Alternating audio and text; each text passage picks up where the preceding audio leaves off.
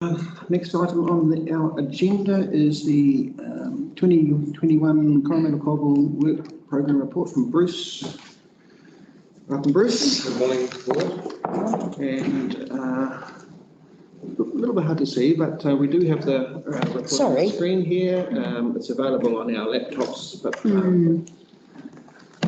just working through them from the top there, I guess. Decuma Road intersections on track.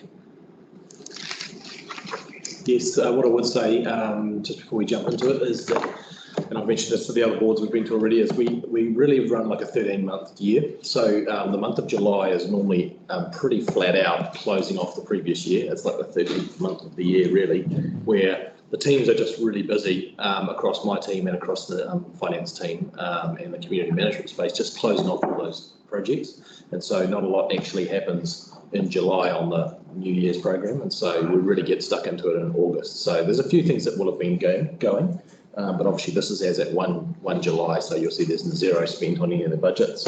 So the next time we come to you, which I believe is next, I think it's September, the next meeting, you'll see a lot of things will have changed, and there'll be a little bit of budget spent, there'll be some updated comments, because there's a number of things which, during July and August, they land where there's like a like a bucket of money, and then they work out what they're going to do in amongst that. So that works either happened or underway at the moment.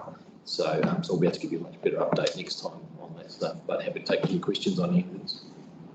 So for Decuma Road there, the preloading, that's where you put weight on the land, isn't it? Yeah. So can you do that without the land being settled from a purchase point of view? Not really, no. No, that's what I thought. No. No, they probably noticed. Yeah, so we do need to get that sorted. Yeah, Sam Edens working away on that one. He's doing a good job on that, and these things just take a bit of time to work through the process. And our footpath budget with the pottery lane ceiling and the finishing off the Pound Road. Are we just talking about fixing up all kind of things? The footpath rehab is just where they get like they deal with little issues. There's a spec in the contract as far as once you get to a certain kind of number of defects in a certain area, then you actually just strip that out and just do a new section of footpath. I think it's 6 metre length or something like that. So if you've got a number of issues in an area, you won't bother patching them. You actually take that next step. Yeah. So it's just for those 5 metres, sorry, not 6 metres. Lots of good feedback on our footpath. Yeah. In town. It looks amazing. Yeah. And my husband's a concrete lad. He's very, very impressed. He's impressed as well. That's good. Yes, yeah. He walked up and down and had a look, and it was fantastic. Yeah. Cool. Yeah. Very good. So well done to everybody that's involved. No, we have. The businesses are definitely very pleased. Yeah. As is everybody. Yeah. Well, it just smartens up the whole end of town. It's really nice. And in fact, that the cut, the stamped thing is what we need to do that throughout town, actually. I'll tell you what, it would solve it. I know. Yeah. But you're right. Yeah. And it would save with all the hassle of the dislodging papers. So in future, when we have to replace a 5 metre piece of footpath, can we replace it with that sort of thing if it's within the CBD area? Probably not. Why?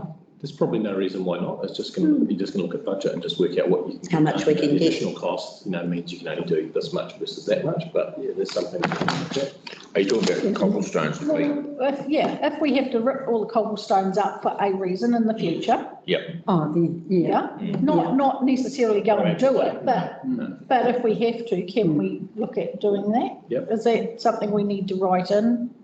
I don't know if you could actually, it wouldn't look perhaps too flash if you did a section concrete sand and then You'd have to do the whole thing. You have to do the whole it would be something that we would. Yeah, otherwise you end up with a patchwork. Yeah, and different colours too. I was just going to say you'd use the sort of terracotta colourish thing that, rather than the concrete. I think we're stuck with what we've got now, Kim, until we actually Kill somebody. Kill somebody. And this meeting is being recorded. Yeah, that might be a little drastic. Yes, many bones have been Well, the broken. next town upgrade. I mean, Jan's pleasant, she's been down. Yeah. Yes, John picked me up. Yes, exactly. From a night. But, which I'm not. Sorry, back to We the should probably agenda. qualify that a bit more. Streetlights, I don't think we need any new streetlight poles, do we? I thought we were up to date on. That, remember, we are with the town centre, but there are other places in our rural communities that have streetlights and require more streetlights. Yeah. Yeah, okay. For the wider, But the town centre has been finished. yes. Are the just streetlights, are they on a timer thing? Because I've noticed the ones down by the Four Square have been, I don't know about anywhere else, but are on during the day. It's an issue and it's been happening randomly in various spots where the lights are just not going off, and I understand it's across the I district. was just going to say, all across the district, actually, we've got issues. So the street poles and the lights are ours, but the power supply is by Powerco. So if there's any issues, which is more than like one light out, if it's a row of lights or a street, it'll be normally will be a power issue. And we start to do with Powerco. So people can call it through to us, and then our customer service team will send it on to Powerco. But they do, there can be a delay in them being able to get out and resolve those issues. So if you do have issues, either they're not out, not lit, so the power's just not getting to them, or you have it where they end up stuck on all day. And it is around, they have like sensors which turn the lights on when you get to different light conditions, so sometimes that'll fail. That'll fail when the lights are on and they'll stay on. So it can be a bit frustrating, and it is hard for us and for you guys when customers all think it's us and something we're not fixing, and we can't actually fix it. It's Powerco's issue. Well, I didn't know if the timer was out and so that it was going to not be on at night, but on during the day or something. Sure, I suppose that could happen as well. Yeah. There was one on the Facebook Coromandel Town What's Happening page about the oyster factory area. That whole precinct was lights on during the day. Yeah. It was just last week. So the recommendation is for people to ring through to the council. And Either call put a request or go direct to Powerco, but it's easier for them just to come through and then they get sent through to Powerco. So, but like I say, there often is a delay, which frustrates people. Yeah, because it was happening in the car park area, and it took a couple of weeks Yes. before they could get Yeah. getting that one sorted out. And then there was the one at your It end. went on and on. Yeah. And on. Yeah, people get pretty frustrated, especially when you talk about power across the country, and they're like, you're wasting power. Oh, yeah, people are having their power turned off. Yeah, exactly. Yeah. Okay. Okay, Parks and Reserves, I think we touched on earlier.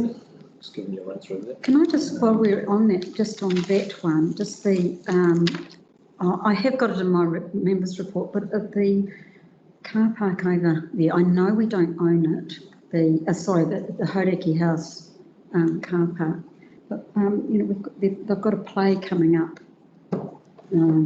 starting next week, so it'll be really busy, etc.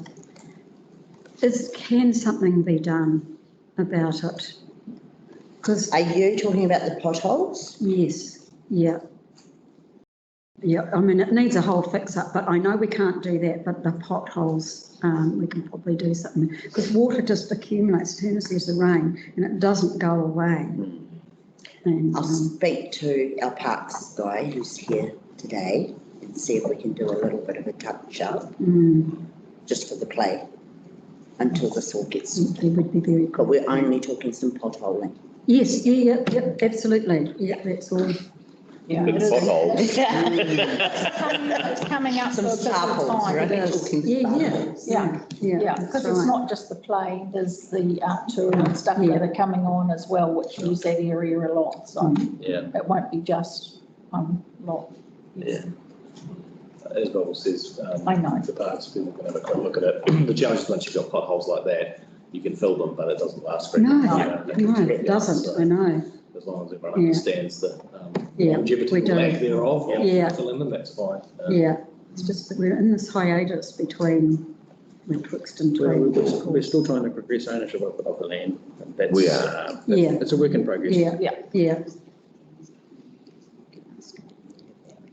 What if we should consider a letter to the MOE saying what the state of places and. Let's speak to the property manager first. Yeah, okay. See where things are at. Yeah. Yeah. Okay. And he'll be on in a later item, so. Okay. Okay, I noticed the potholes on Pottery Lane West have been recovered, re-chipped. So thank you for that. And the drive out public convenience, that's location of new toilet agreed and archaeologists engaged. Which one is that? That's Little Bay. Little Bay. Yeah, end of September, we're hoping to hear back from Heritage New Zealand. Expected end of September, so yeah, that's work in progress. They're not putting it back where it was originally, the ones that are there now? I think it's slightly different, is it? Yeah, it's just moving slightly. They're realigning things to make it more suitable because it is also the Freedom Camping area. Yeah. So they're just changing it to suit the local community a little more. Yeah, that's good. Okay. So we've touched on Hauraki House here already. It's work in progress. Outdoor Pursuit Centre, Spirit of Coromandel Trust and staff have met to discuss. So that all is with the Spirit of Coromandel Trust at the moment. Correct. The bike park, some great planting the other day, I noticed. yeah. It's a real credit to the community, that. And the trails are great. Still trying to get Margaret on it. Margaret. Shoreline management. So that's looks like that's going to start looking at things in a little bit more detail. Oh, we have already, it's happened Already, and we've yep. moved on to the next thing, so we've got a meeting coming up in 28th, September, is it? No, yeah, 28th of August, yeah. They've done this, like, the range of available options, they've already looked at that and it's moving on from there now. Yeah, it's fantastic, it's really picked up. It's not a a huge project. Yeah, massive. Great with all the community time, though. I mean, it's a lot of time for everyone, but to have those panels. But it's really good and it's so interesting. Oh, that's good feedback though, Jen. Oh, Yeah, we've had good feedback from other boards too, from other panel members, so that's positive. Pass that on to A1 was team, so that's good. Well, we'll watch that space with interest. The bypass, of course, we had some additional funding through the LTP. And WSP, that's the design company, isn't it? It used to be Opus, yeah. So Yep. Used to be Opus? Okay. Yep. is that Paul? Is Paul on that, he works for WSP now, Paul Duffy? Paul Duffy, no, he's mainly doing like property and education stuff. Oh, okay, yeah. So okay. So, no, it'll be more their roading land guys, all that kind of Okay. stuff. So when will we be approaching WSP, Bruce, to? Well, I've got a meeting with them this week actually, so around some other issues, so I'll raise it and just. Can you? Yeah. Because we don't want to leave that one sitting on the shelf. No. Okay? I Want to understand keep that, pushing but it. we've got that money to do that work, I think. So Absolutely. Alan might have a comment. Yeah. I think they've already. They might have already. John, Have they? So, yeah. raise I know the proposal, you had the proposal on the costing and everything, I know that, so I think he's. Davies. The proposal. Oh, yeah. Okay, So, Yeah. you know, that, just so we know, they're the ones that did the work on the previous, so it's just a continuation. yeah, so we're progressing, business, and obviously the Davies, the property owners are interested in what's happening because of the impact on their land. And I believed that when we had a previous meeting, we indicated to them that while we couldn't commit to the new bypass, we could at least provide them with a letter showing the intent of council to investigate the new possible bypass without committing, but just showing that we had the intent to look at it and if possible go that way. Is that a possibility? I don't recall that we were put it right, because we did tell them at that meeting, the last meeting we had with them, but we can, of course, we can give them some sort of pro forma. No commitment, just saying this is what we're looking at, it's our preferred option if it's feasible, something along those lines, Is that a possibility? Yeah, I'll talk to Ed about that, right? Yeah. Get rid of it, Yeah. And it's non-committal, it's just to show what we're thinking. Would help them out a lot. Good faith thing, yeah. Yeah. Thanks, guys. And we're still looking at doing that in stages? Yeah, that project in stages? Yeah, would be. I think the emergency services are interested in being involved with the discussions too, in terms of access from them to. Sure. But, yeah. I'd say the business case will kind of look at all those things as well, you know, would deal with any of those kind of issues, access issues and stuff. Very good. Certainly keen to keep that ball rolling.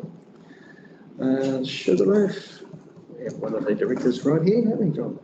Oh, sure. Yep, absolutely nothing to report on that. We're still still spending money on various assessments, and we are yet to lodge our consent, and we're still looking at the fast track or the normal way. So we're going both parallel at the same time. Is that about right, Lorna? We haven't lodged anything yet, eh? We're hoping it'll be about September.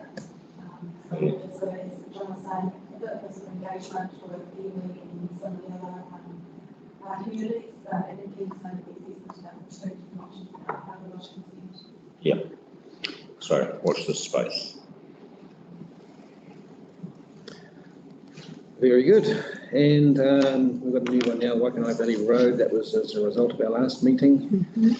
And I know that Ed has been talking to some of the residents there. So that's a process that has started. Yeah. It has started. Do we let the Whittle, Kerry Whittle, know that we've done what we've done so far? He's the guy, you know. No, Kerry. Yeah. I understood Ed has been in contact with Kerry. With Kerry, didn't know. And Stephanie. Stephanie. Yeah. Great. I can check with Ed though. It would be nice to make sure that we're.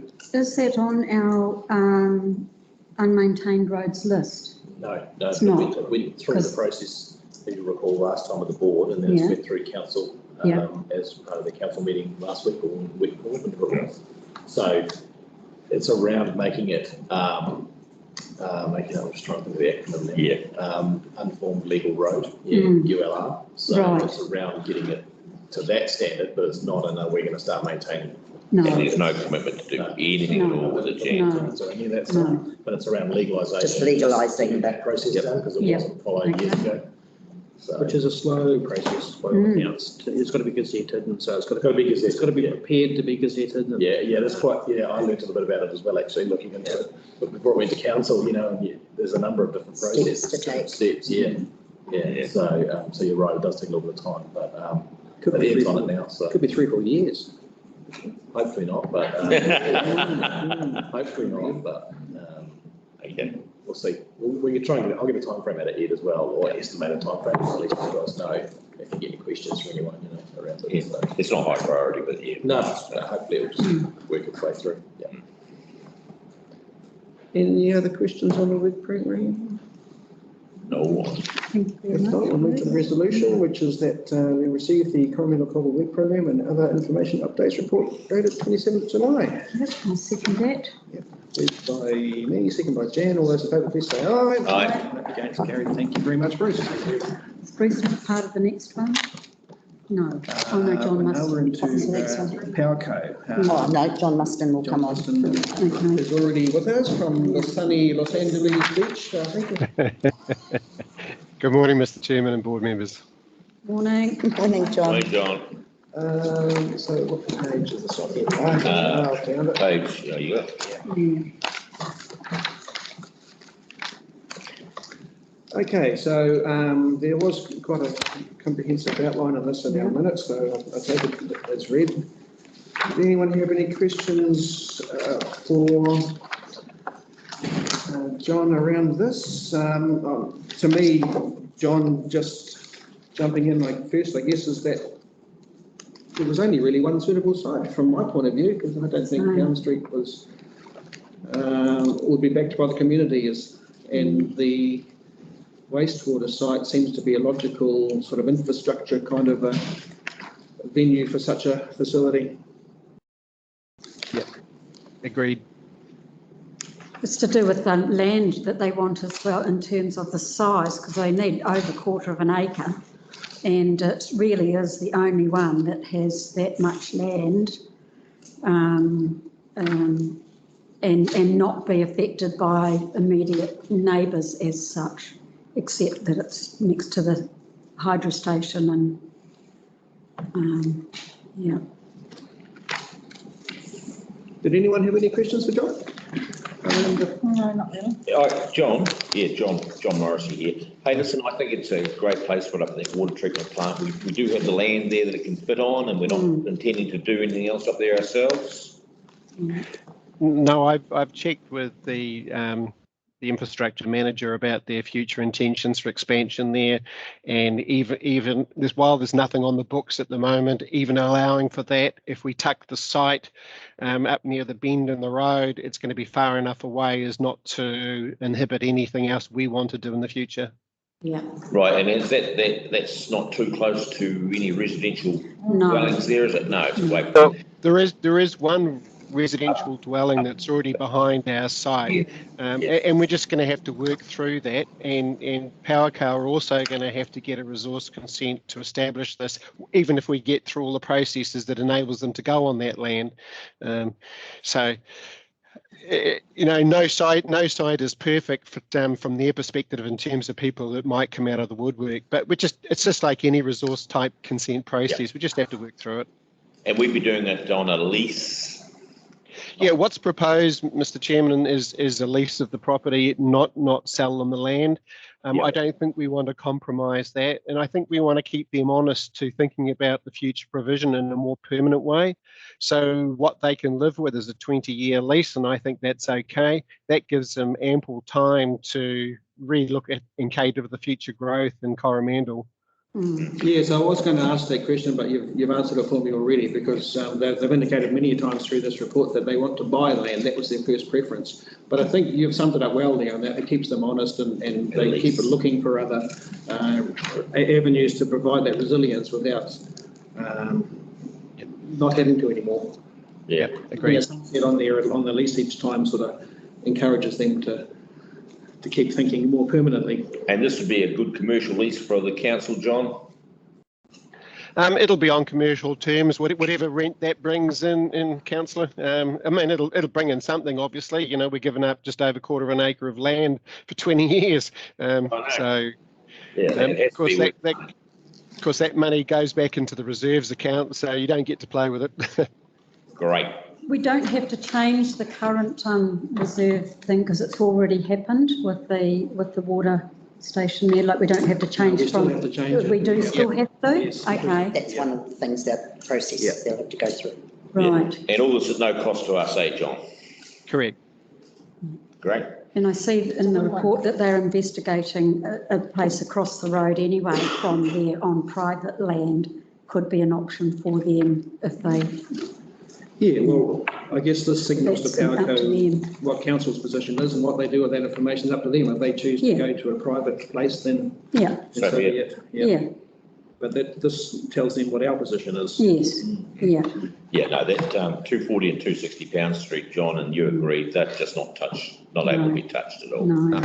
Too strategically important for us. You'd have the That's community just not the right place. Not the right place. No. No, that's right. You don't want that next to whatever that land may turn into. Excellent. So can I move there? Yes, so let's just read through the resolution. Is that we received the request report. Recommend to council that it grants to PowerCo a lease of being lot 1. So which bit of land is that?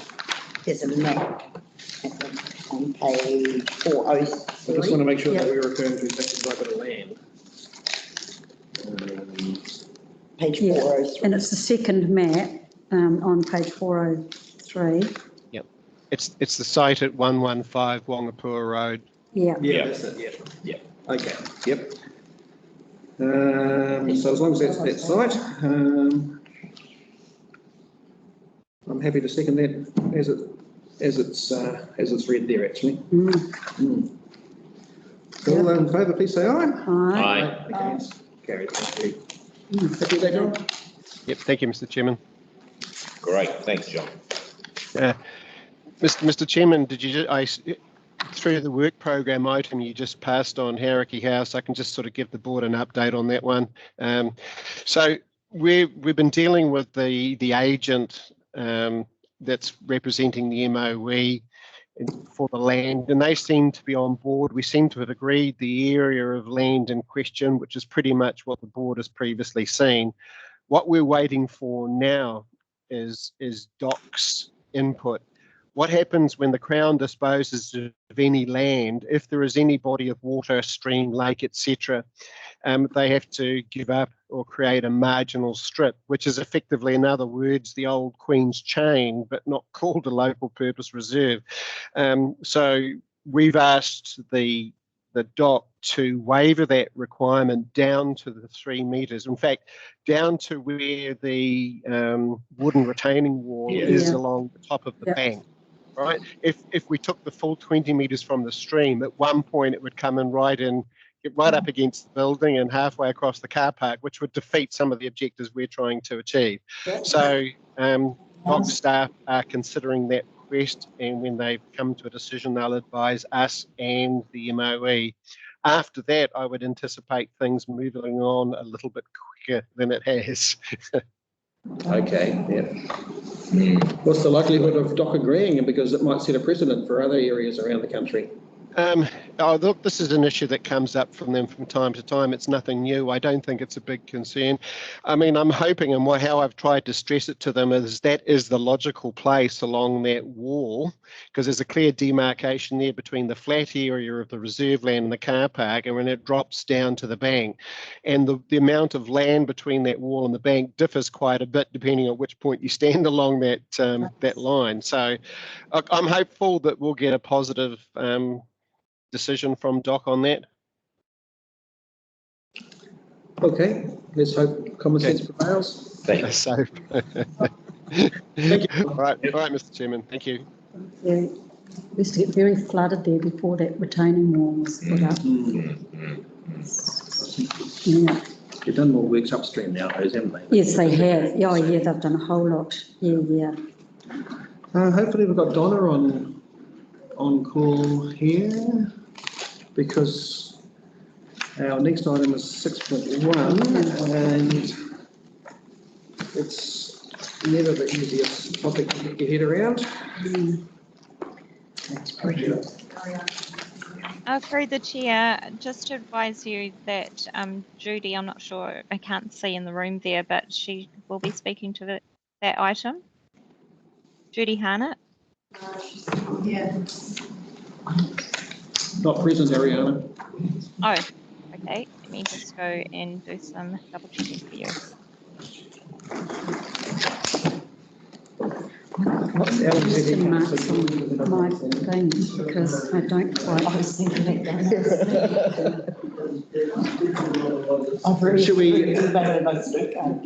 Should we defer that item until after a bit further down the meeting, until we've got someone that can speak to it? Oh, no, she's here. Hi there. Thanks, Bruce. Hello there. Hi there. I don't think we've met you. Maybe, what was your name again? Judy. Judy. Thanks, Judy. So you've been put in the hot seat to speak to this following Yes. item on the rates remission program. That's right. And can you talk us through it, because we don't fully understand it? Okay, no problem at all. So if I can just take the report as read, and then I'll explain the actual policy itself. So the policy hasn't changed from what it has been previously, sorry. It is more that we're just trying to make sure that we're being very transparent with how the remissions are actually applied on each of the properties. So the 100% community board remissions that can be applied on the TCDC lease properties, they are able to actually have any of the general rates remitted on the property under that policy. The service fees are not actually remittable. They are payable by the leasee. Right. So in the past, the community board has actually resolved to pay those fees, the service fees in the past, where they haven't actually had the authority to do that under this policy. So we're trying to make sure that everything is very clear and who applies, who actually qualifies, And that's why on the report itself, we have included not just the people that did apply, there was only 4 applications. We have also put the people that are within the Coromandel community that do have to pay service charges going forward, where previously the community board has paid. Okay, so page 427 has the 4 groups that have applied. Yes. And we're only talking about the service fee component of the rates that a group can ask us to pay on their behalf. That's correct. So, and that the service fees would need to be, if you choose to obviously pay those as part of the resolution, they would need to be paid either under the discretionary funds of the community board, okay, or by grant, if that's the option that you choose. So there are other options. Some of the service charges where there are multiple pans on the property, yes, it can be considered that under the remission policy for the miscellaneous purposes, that they can go in and apply under the fair and equity part of that. okay. So we can take that to audit and risk and see whether we can, because some properties obviously have 7 urinals or pans, and other properties may only have 2. So you need to look at the fact that is that fair, that one's going to be paying $5,000 worth of pen charges, where the next person's only going to be paying $2,000. So that's an option also. And the other option is the, sorry, the words have actually gone from me now. It's where if they're under financial hardship, and they can apply under that remission policy also if they feel that the funds, that the amount that they're going to have to pay is going to actually put them into further financial hardship along those lines. Yeah. Has each person, like when I was reading through it, have they been notified that this is going to be the case from now on, or is it going to come from this meeting today? It's going to come from this meeting. Okay, all right, okay. So for instance, this first line, so the first line on page 427 is for Kilt. And last year the community board resolved to pay $1,156.21. They have again applied for the community board remission, but they do not meet the criteria. So they are liable for $1,141.69. That's so our decision today is, do we cover that $1,141 or pass it on? That's correct. That's correct, yeah. And we're only deciding that on the ones with yes, because the ones with no haven't applied, but we can now inform those people that there may be no. So the ones with no No. don't meet the criteria. Don't meet, yeah. And do we, if they don't meet the criteria, do we argue for them, or do they have an opportunity to argue for themselves?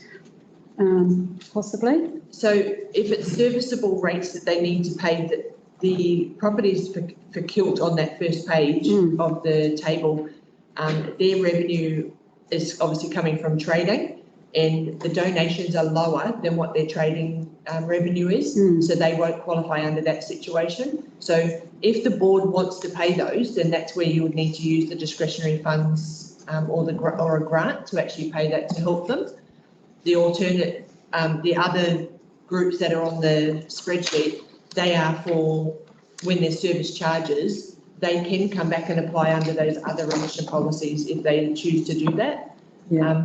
If I can mention at the Whangamata Community Board meeting, and Ken has provided authority for me to mention this, is that they have said for us to contact the people that don't actually meet the criteria, see whether they can apply under the other options for the remission policies. If they do get declined for whatever reason under those other remission policies, so that maybe the board can do an out of cycle budget to up the grant that you actually have available to cover those fees. Other boards have not actually agreed with that as being one of the options, but that is something that they're actually taking into consideration. Okay. I think a question that I had was that, like, if we take these, we know about Kilt and we know what they do, but each place is completely different. Like, Kilt's an entity and it has these different things. So like for this one here at 100 Pound Street, which they have just taken over, you've got, it's got here from trading substantially higher than donations and grants. Well, they're not making, there's no trading going on at £100 Street. So This would have been based on the application that they had sent. They didn't apply under £100 Street. They applied under the 209 and 505 Kapanga Road. But because Kilt are in a TCDC property, they were mentioned on here as an overall, so we can see that they don't just have those two properties. They actually have multiple properties that we need to take into consideration for. And the financials that they provided us did actually show that the revenue was much higher. Okay. Oh, okay. Oh, I understand that a bit. I understand that a bit better now. Okay. So we can only work within the aspect of whether or not they meet the criteria. All of these don't meet the criteria, other than the Spirit of Coromandel Trust, who we need to decide today whether we inform them that they can apply. I believe we should inform them that they have the ability to apply. That's my personal view. Does anyone disagree? Oh, totally agree. Yeah. So that could be one of our resolutions anyway. And the others, should we just go through one by one? Okay. Whether we want to use, what budget have we got available? We've got our discretionary funds, or we can ask them to apply for a grant. Correct. Yeah. Remembering that you just need to ask the members if they'd like to declare. Yes, we haven't made a decision yet, but we do have a member here, Jean, that is an employee of Kilt, so you need to abstain yourself from this conversation. We also have committee members of other groups. Also have Hauraki House Management Committee, perhaps? Me. And I'm on that as well. But I don't hold a position. Neither of us hold a position. Are you merely there as the board's representative? I am, that's my role. Kim's actually on the executive committee. Oh, right, okay. The resolution is just that we received the report though. What are you expecting today, Judy? Just for us to have a guidance of where we go further. Do we organise obviously there's one that will qualify and have mentioned that you will make contact with them, or someone will make contact with them. That could be staff, as in Nicole or myself, that can make contact with them to do that. And then they can apply that way. Do we on-charge the rates directly to them and wait for them to come back and say to us, why am I now paying $3,500 when the last 3 years the community board's paid for it? Or do we make the approach of contacting them proactively to try to give them an understanding of why they're going to receive this rates bill, because they don't qualify under this rates remission policy? And then that will then give the board obviously the opportunity to use their discretionary funds to cover those fees. Or whether they do need to pay them. In some ways, it's very good having representatives here at the table today, because they can take that information back to their groups and explain the situation a little bit better than Alita might perhaps have covered it. The big one, obviously, is 505 Kapanga Road. That's the bazaar, is it? I think. No, that's the pensioner. The pensioner unit? Bazaar is a fully commercial activity. So I had a question about that. The pensioner groups, last year they received a remission 2,400. Yes. Community board resolution to pay last year was nothing. So they paid 28,291. Is that? That's correct. So they received a small grant from the Thames Community Board. It actually provided them a grant on that property, and there was 2 other properties that they received within the same grant. And that's where the $2,414 come from, was from that grant. And then Kilt paid the balance. Can I ask something about that, Judy? Because I've got here, so to reach that kind of rates level, is it like a social housing provider? Yes. Is each unit then separately rated? That's correct. So it's the wastewater, which is obviously the higher charge. One charge is for this current year $775. once you go over that one charge, it's actually then reduced down, you get a half charge per pen. So it does become cheaper, but they have multiple, because they've got multiple uses, they get charged per use. Oh, Yeah. so there's 14 units. That's correct. Yeah. Okay, it's a lot when you add it all up. Then That's you look at what that, that place provides. I'm just, it just, Well, can I suggest that perhaps your unit approach these people and discuss each thing with them and work out a way forward that you think's best, because the community board probably hasn't got the pocket to reach into its own discretionary fund for all these, and we'd like to keep our powder dry for whatever might else come up, whatever else might come up throughout the year. Totally. And if there are avenues for them to explore other funding, then good luck to them, and we'll just leave it to you.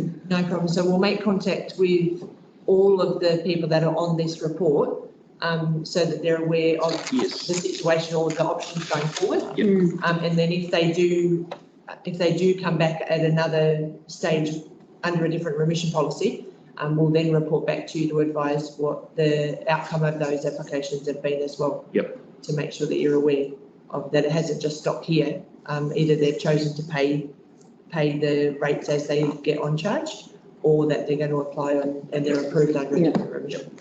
Judy, what's the difference between the first and the second Fens one? One gets no charges I have a for Colville, but the Coromandel Brigade does have a charge. I'm just wondering why Colville doesn't.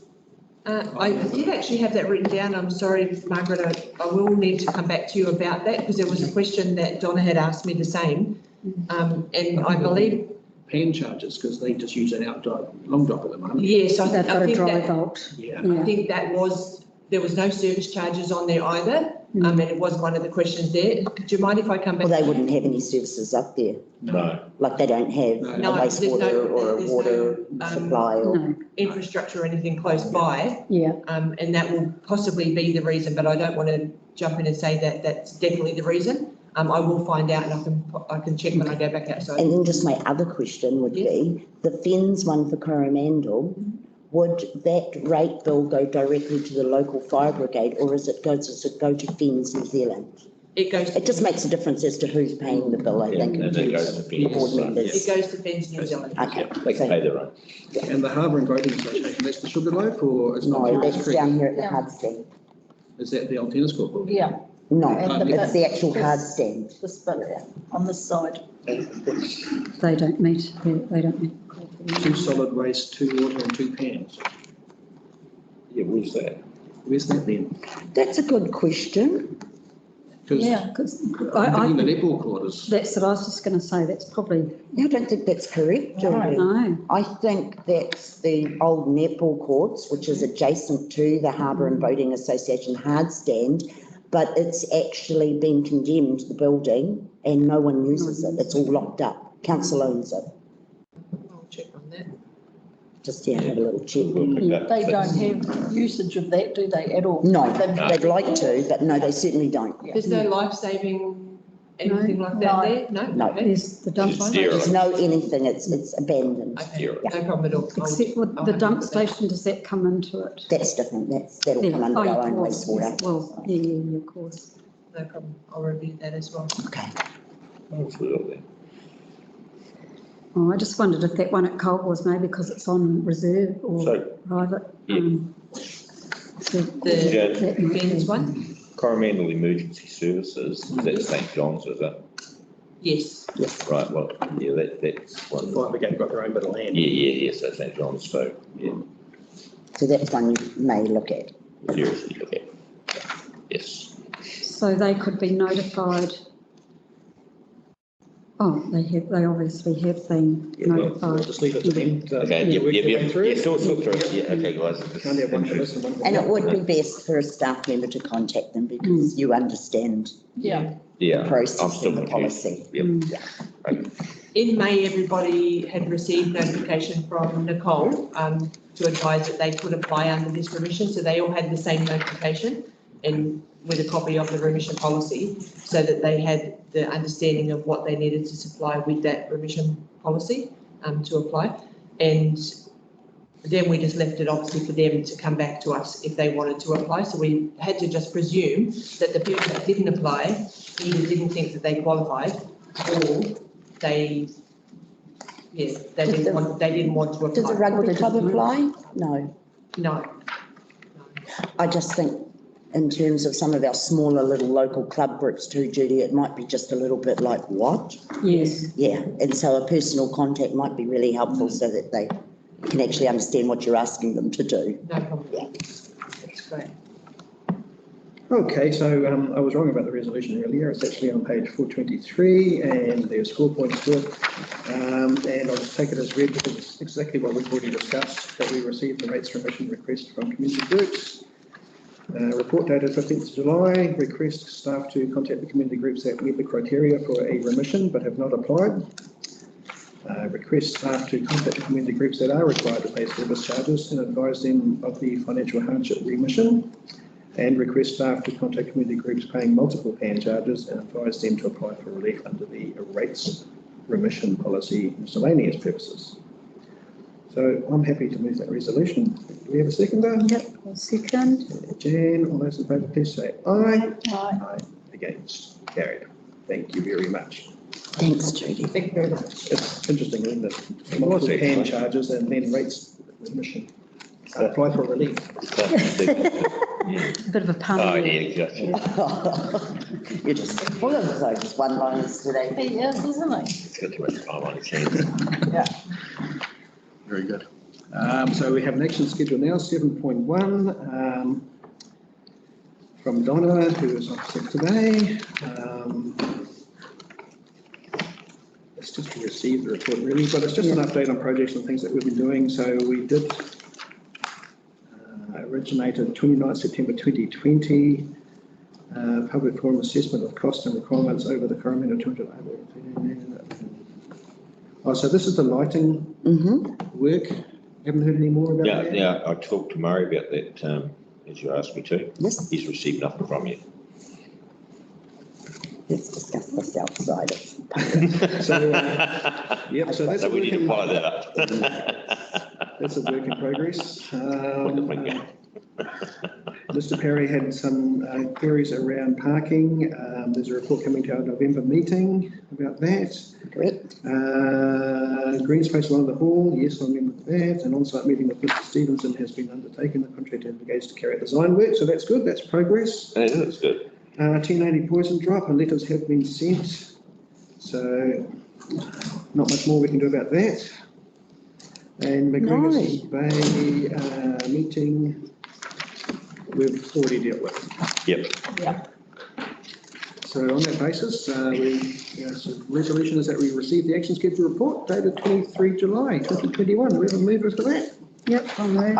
I just want to bring it to the board's attention about the item about Mr. Perry and the parking issues and options, and you're all aware of the various issues down in that one.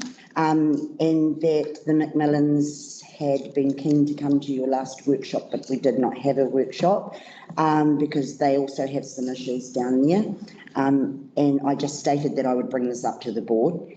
So the Macmillans have been told that it is likely a report will be coming to the board's November meeting, and I will let them know, and they will have the opportunity to speak to the board at that time. But I just wanted to make that clear so that they knew that the board had been informed. Yep. Okay. So Mr. Perry hasn't been to a workshop either. No, he's So met are you with saying staff. that Macmillans can come to a workshop? No, so. No, I'm saying that when the report comes to the board's meeting in November, Yes. I will notify the Macmillans as an affected party to that area, and they are welcome to come and speak to the board at that time. In public forum. Correct. Would you extend the same thing to Mr. Perry as well? I will, because they're all affected in the same affected, issues so that are going on. Anyone is Yeah. affected, that's great, yeah. Yeah. Is it worth having the Macmillans and the Perrys at separate times at a workshop prior to the November meeting? That is completely at your discretion, Mr. Chair. Do you think there's any? I was going to put that forward in my members' report about, and it wasn't actually them specifically, although it was what precipitated it was about workshops. around having workshops and when they're cancelled, etc., and the criteria for being cancelled. And so it's just information. Will there be sufficient time between? I'll just, before you go down that course any further, because I think we received a letter from the McMillan's lawyers regarding that area out the back there. I wonder if we should actually have a workshop concerning that matter. Prior to a report coming to. Prior to a report coming, yeah. So have any staff that are involved in writing that report at that workshop with all the affected parties, and then try and fix it once. Will every affected party at the workshop? Mm. Oh, why not? Fine. Yeah. Right. But I think you still need to have the different times, as we've done in other things, with others when there's been a. Beg pardon? Oh, I think. It needs to be clear what you hope to achieve from having a workshop. Well, what I'm hoping to achieve is that we understand all the issues and that the solution that comes to the November meeting addresses all those issues. Yeah. Otherwise, we're just going to be putting out fires. Yeah. So they come and say their piece. Yep. And staff take note of that and go away and try and find a way through. Okay, So from Mr. staff- Perry's perspective, when he came and spoke to the board, he just asked who could he speak to about some various issues that he has on his own private commercial land down there. Only one of those issues that he spoke to staff has a wider effect, and that would be the loading bay. Yep. Okay, so the rest of the things were all internal planning issues on his own properties. Yep. In terms of the McMillans, you have both met with them, so you understand what their issues are. Yep. I'm just trying to find some common ground as to why you would want to invite a whole lot of different property owners to a workshop. It's just that 3 minutes in public forum doesn't really give them an opportunity to fully discuss with the board what their issues are. Yeah. So you, we're in a public meeting now. Yes, we are. We need to be very careful and clear around workshops and what they are used for and how they are conducted. The reason the Local Government Official Information Act is more is for a reasonably straightforward purpose, which is about being open and transparent. Yep. I'm getting nervous when we talk about workshops and without clearly identifying how and what the purpose of a workshop is from a legal perspective. I think that the purpose of the workshop he's proposing, Rex, would be to get the parties together to identify what the issues were, and then those issues once again identified to be. It's not a workshop. It's not a workshop. It's actually just calling the parties together to address their concerns. We since my arrival, I've identified we use workshops which can create some significant confusion around what we think we've decided and what we think staff are taking away and what then doesn't come back to the meeting, so actually a decision is never made. And so we've created an environment which we think we've done something but we haven't, and then that exposes us to risk. So it's one of the things I'm working with our governance staff, working with our area managers and working with other areas of our organisation to actually be clear and careful about, there's no harm in what you are suggesting and doing and putting parties together, but it's outside of a workshop. And then the other thing I want to work on is actually understanding what we call workshops, because in my world they aren't workshops. But that's just me at the moment. I'm just wanting to ensure that we don't expose our council and our community boards to unnecessary risk. We can still do what we're talking about, but we've got to be careful in how we label it to start with, and then what we do with the information. Well, the Macmillans raised a number of issues for John and I that if we wait until the workshop, wait until the meeting and have the proposal presented at a board meeting and then ask all those questions, we're just not going to get anything done. We're just going to be pushing things out. So I'd just like to try and get everything on the table so that the staff can prepare the best report they can for our meeting. And we can do that because to me that's just simple community engagement. That is just straightforward. Elected members as their staff need to be there, staff should be there, and that is just straightforward. But in my terms, community engagement where you invite or you go to the community and you get that feedback. Staff utilise that information to put into a report which comes to you next meeting. And equally, the affected parties need to understand council's position. And council processes. Yeah. Yeah. And it's a way, through, call it what you like, a community engagement meeting. It's a way of everyone understanding each other better. And to me, eventually, this should just happen by natural process. It shouldn't be, it should be how we operate. And it's just one of the things that I think we've got to build our confidence in ourselves and our own processes, that we're comfortable in this space, that we don't have to formalise things from an informal, which is what is informal, which is a workshop. The only things that are formal are meetings. So we've just got to, hopefully this is constructive, because you're right, it's whatever you call it, doesn't matter, but it does from a local government official information meeting text perspective. And that's what I'm saying, well, it's good to be having this discussion in an open meeting because it's available for everybody to hear. I guess, and that's the purpose. I guess for this board, I can't speak for the other boards, how this has come about is they often do have groups asking if they can come and present something at a workshop to the board, just so you can get some context of how this is happening.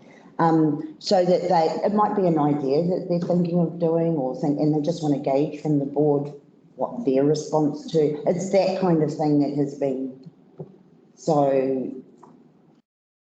and you're right, it is community engagement, but we have used the workshop process just because that's a day that everyone's going to be here and we slot them in. And we also are well aware that we can't make a decision at the workshop. Yeah. We never make a decision, but my experience in 4 months of being here is that everyone says that to me, but then they think they can make a decision. And I'm sorry, that's really risky. And I'm forever at the moment fielding emails from elected members saying, but we decided this.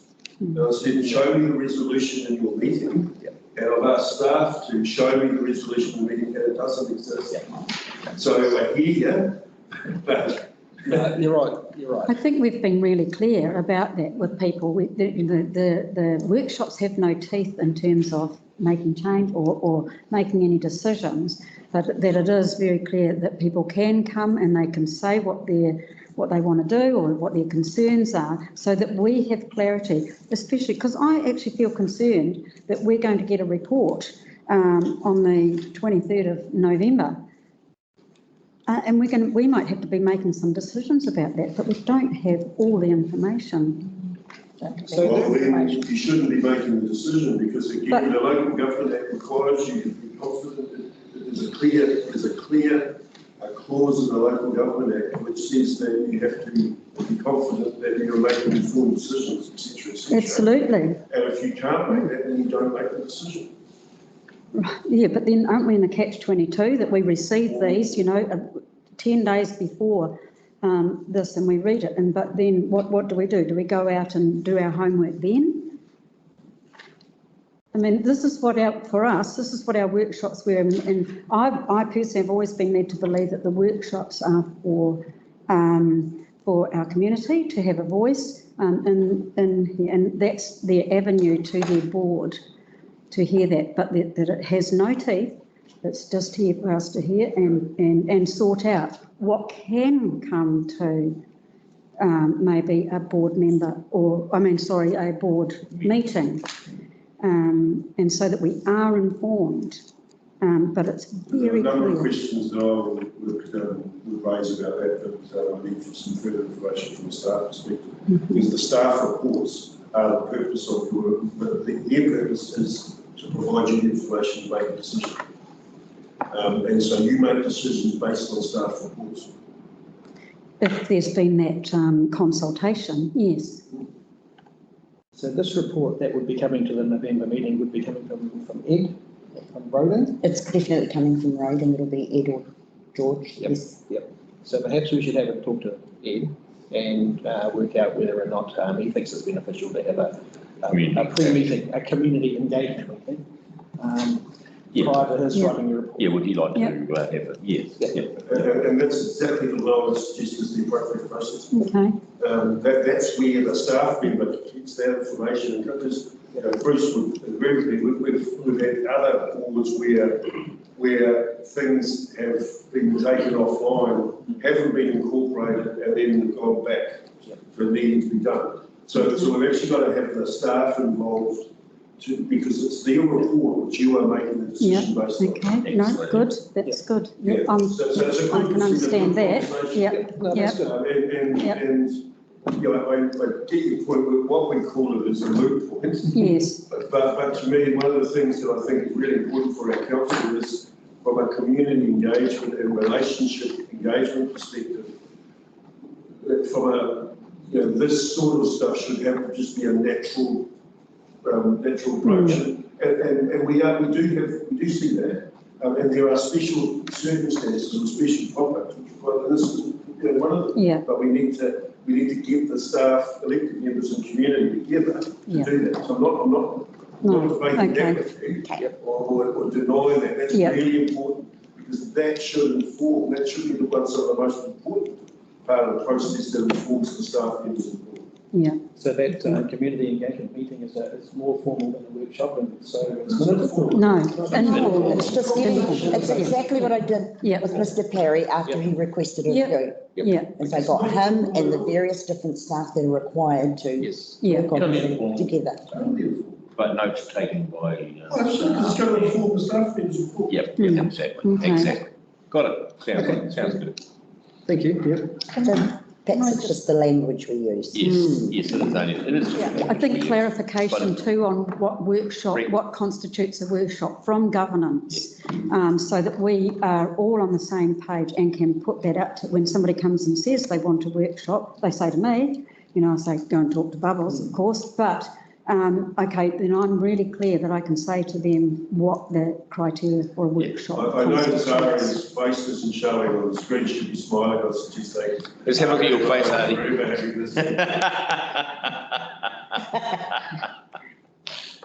Yeah. Sorry, I took the mute off. Here I am. Yes, we are currently working on that.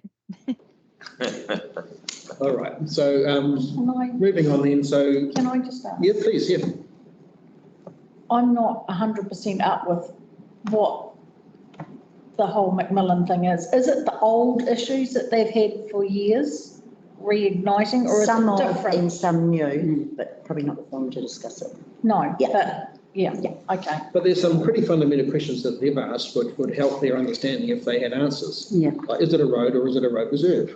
That area, things like that, So these are basic things that we should get out there in the open and answer their questions, and then they'll have a better understanding of what their approach can be later on, rather than hiding behind this preconceived idea of what's right and what's wrong. Precisely. Very good point. Yep. So if it's all right with you, then I'll talk to Ed and convene something like that if he thinks it's appropriate. We'll leave it up to Ed, but I think it would be an advantage that. Just to clear up those couple of points you've already raised there, Peter. Yeah. There are others as well. There are, Wouldn't take a long time. Yep. And then we'll get. And whatever we do for one party, we have to do for the other parties as well. That's just a fundamental. Yep. What nice to be having that. Okay. So the resolution is that the Coromandel-Colville Community Board receives the action schedule report dated 23 July. I think we had a mover and then we had an interruption, so we had a mover. Do we have a seconder? A worthy interruption. You moved it, Jan, so who's seconding? Oh, did I? Oh, yeah, I moved it. Yeah. Interrupt. I'm happy to second that. All those in favour, please say aye. Aye. Against, carried. Thank you. It's just a shame Donna was away. She usually just gets a mover and a sector, and we had all this discussion around her report today. Oh, fantastic. Okay, so we've done that. So members' reports, and then we'll have a 5-minute break, and then we go to do our grants, eh? And then it'll be lunchtime. So let's go around the table. Kim, have you got a members' report for us? Not really, nothing from me. Dan, nothing either? Yeah, I do. Oh, yep, I've You done always some do. of it. I know, I do, don't I? Yeah. So, oh, look, we've dealt with them already. So I had the car park. No,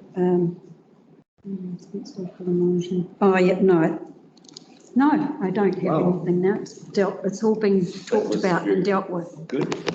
Just a couple of things. You can put your thinking caps on, guys.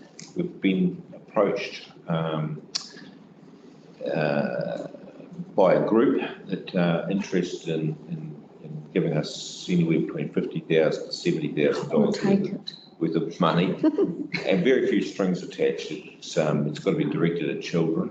Okay, something for the benefit of children. Can't be on Ministry of Education grounds, but it's a reasonable amount of money, and just put your thinking caps on and come back to me with some suggestions. That'd be great. In the not too far out future, would be awesome. What's the criteria that you? For children? For children, yeah. Not on ministry land. Not on ministry land, yeah. But is it not educational, or is it? It could be educational. It could be educational. It would be preferably something we could put a plaque on at the end of the day and say, sponsored by, supported by. Yeah. So we're not thinking about an event or Not an event, that's some kind of program that has long-lasting benefits? No, I was thinking more along the lines of a structure, but if you've got a program that has long-lasting benefits.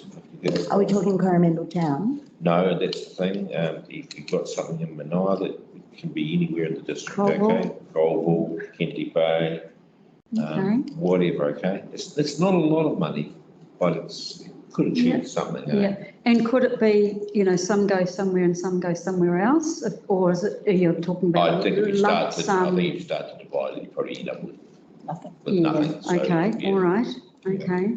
Yeah, so just think about it and let's throw it all together, all right? So it could be in addition to an existing playground? Could be in something addition like to an that? existing playground. It could be, anything that kids. So it will can enjoy. be on public land, just not Ministry of Education? Just not ministry land, council land's fine, but not ministry land. So, so it could achieve something. The other thing is I've done a couple of honours nights, which will be fun. One here for John Walker, who got his double gold star. That's pretty amazing. Pretty good effort, and it was his last night for the fire service. He retired. That's pretty amazing too. Yeah, big effort by John, and a couple of other gold star recipients that night, Kelvin and Greg. And then I got asked, obviously I did well at that job, because I got asked to do the one down at Tapu, which was interesting. That was just on Saturday night. But the funny thing about that was I was awarding recognition for Gold Star, reaching Gold Star 25 years, to people that had received it back in 1988. So TCDC was a little bit behind the 8 ball there.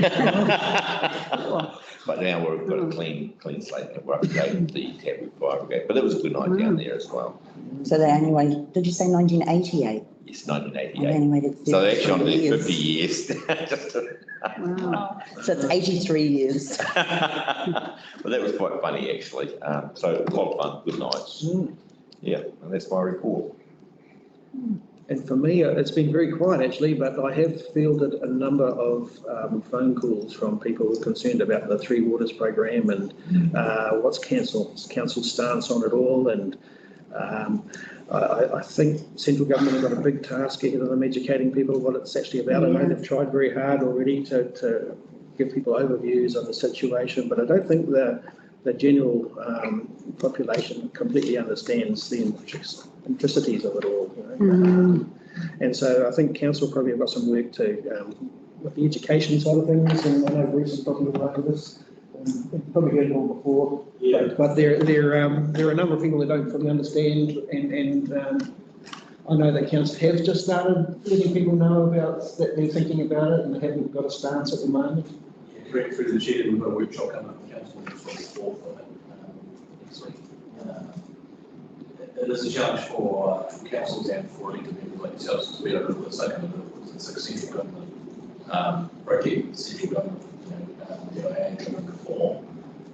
So we're not actually the ones making decisions about what's all going to happen on the ground, but we're kind of a partner in it. So it is a tricky situation. I totally understand the situation we're in at this stage. We're not coming out of consultation. We're going through the process. It's not our decision that's coming across. So that's probably all we can say at this stage. And further information will be coming out to the advice of committees and not so that workshop with councillors next week.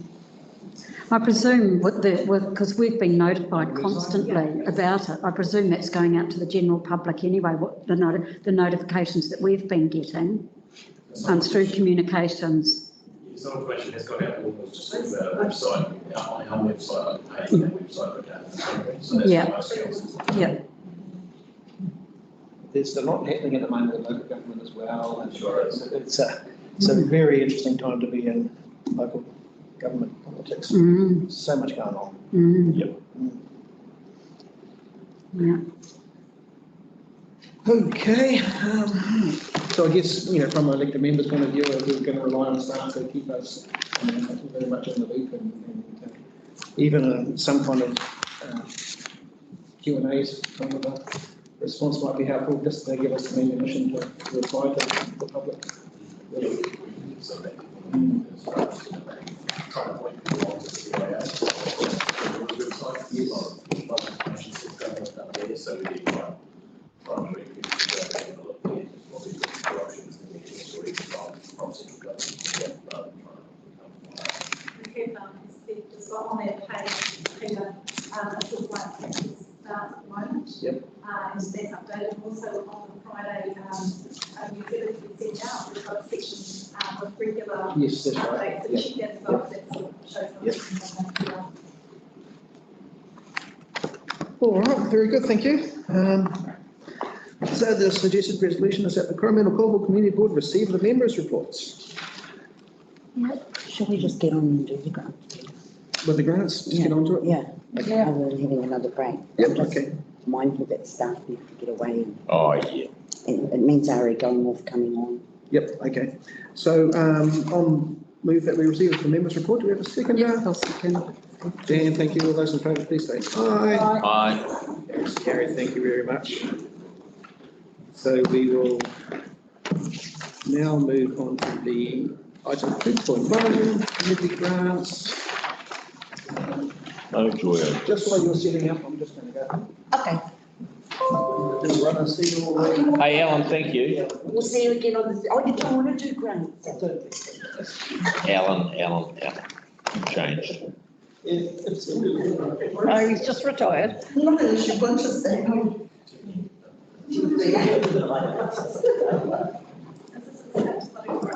Yes. No, this is in public. Hey, good to see you, Alan. Thank you, Alan. Thanks, man. Bye. Nice to see you all.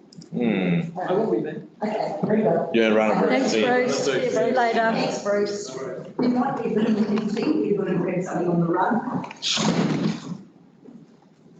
Right, team. I don't anticipate it's going to be too difficult. Am I just switching the heater off? Or? Yeah, pretty Definitely. Very good. Yeah. So you all know the drill? Hey? Hope you've all done your own route. Yep. Yep, And we can get through it quite quickly if you have. we will if you all agree with me. Remembering we are being recorded, team.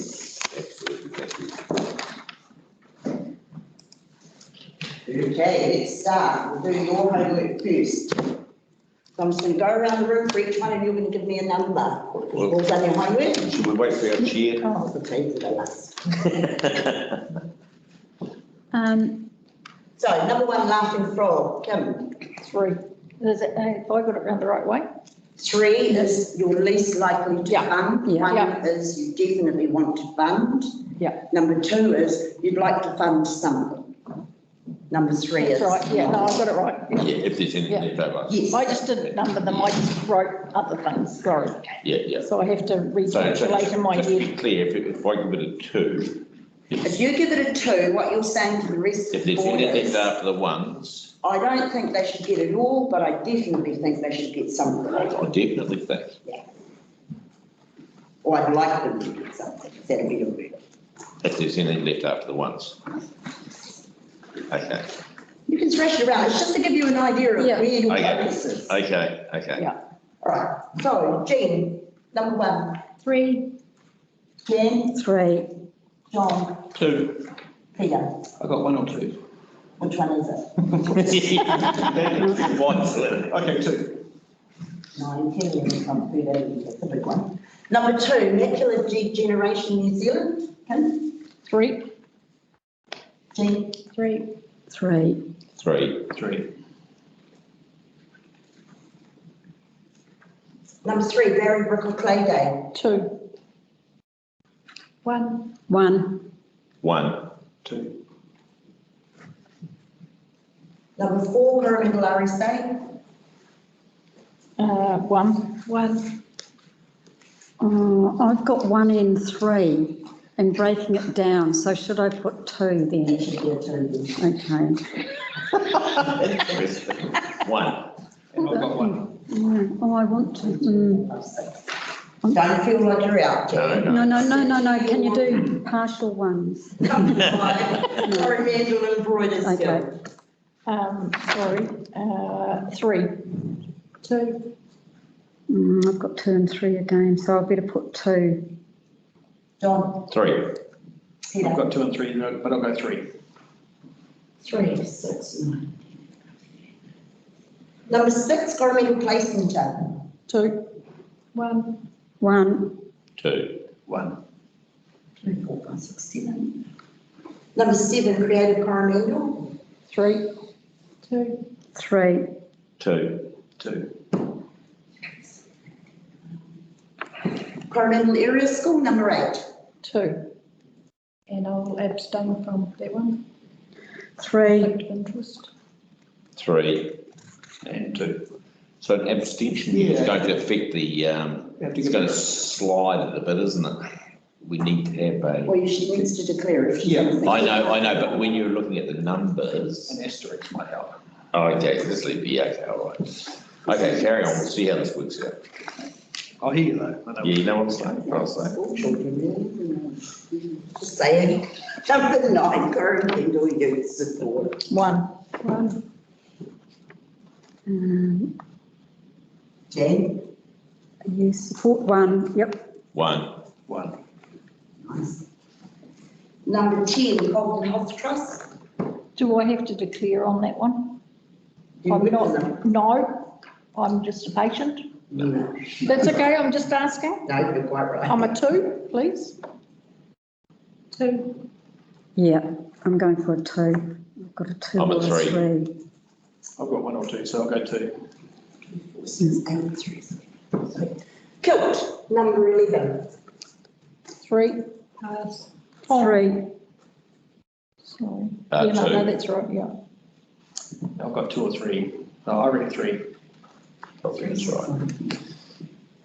Number 12, Coromandel Preschool. 2, 3, 3. 2. 6. Number 13, Coromandel School of Mines Museum. 2, well, I've got 1 or 3 depending, but can we, I know, are we going to have any discussion about? Yes, Yeah, okay, oh, good, okay. We're just coming back to it. Oh dear, well, I better just put a 2, go in the middle for that one at the moment. John, 1. Peter. I've actually got 1 with a question mark around, can we use historical grant or something? Yeah, I same. know, there's some issues. So that's what my question is. Well, then I'm going to change mine to a 1 as well. But I might change it to a 3 on discussion. Do you want to do 1, 2 or 3? Jen? Oh, she doesn't want to do Come on, it. Dan. okay, well, 1 for now. 2, 4, 5, 6. Number 14, They've got two applications, Thrive Coromandel, so it's the first application. This is the message of that one. 3. 2. So for the first one, I've got a 1, and for the second one, I've got a 2. We're just doing the first one, aren't Okay. John? Yes, mate, I've gone for 3. Peter? And I've gone for 1. Three, six. Bangs for your buck. Isn't it interesting how these numbers tell us? How somebody can get so wrong. No, They're going to qualify our decisions, of course. Yeah. Jan? Jean, sorry. 2. I've got your 2. Yep. Jean. Okay. This is the Thrive. John. Second one. Second one. 1. Peter? I've got 3. Jeez, I was wrong. You guys are back to front. Yeah. Right, number 16, Med, Moyho Environment Group. 2. 2. 2. 2. Wow, all over the choose.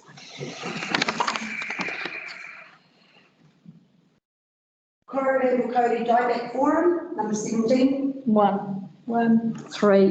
1. 2. I can justify this, my. Number 18, Upper Coromandel Forest and Bird. 2. Oh, I've got 1 or 2, depends. So I'm going to go with the 1. 2. And 2.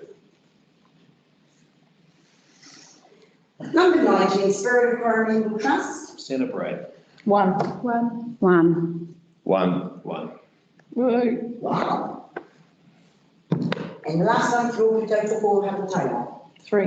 1. 3. 1. You made me nervous. 3, 1. 3, 1.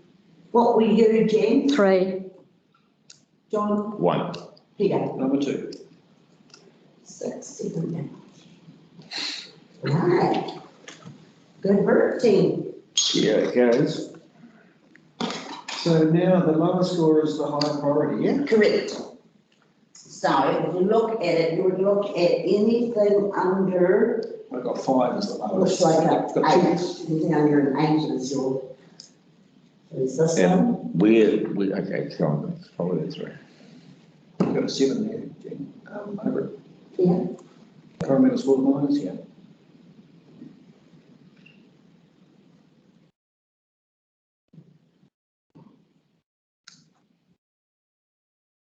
So based on your own criteria, Yeah. it's looking like you're saying you want to fund definitely those ones. We, So you can have a discussion now yeah. around those ones with the ticks. They're the ones that you clearly said you think should be funded. And bearing in mind the finite amount of money, the centre parade is $1,300. So that's number 19. Yeah, we need to figure out what that's going to come to, actually. We need to know the cost of those, don't we? So, Yeah. So if we do it, last time I think we started with 25,000 and we deducted what we Yeah. did. So we're going to start with 2 5s because they are obvious. You Yeah. all both agree on those. yeah. Yeah. So we need someone to give So us. that's the youth group? So is someone going to keep our tally? Is that what you're going to do, Esther?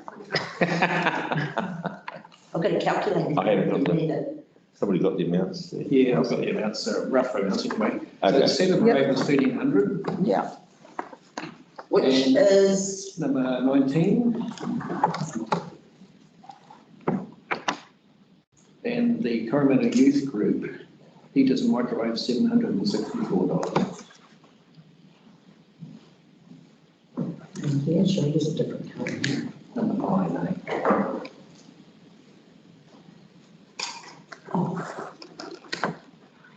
Is how much, Peter? 764. 65.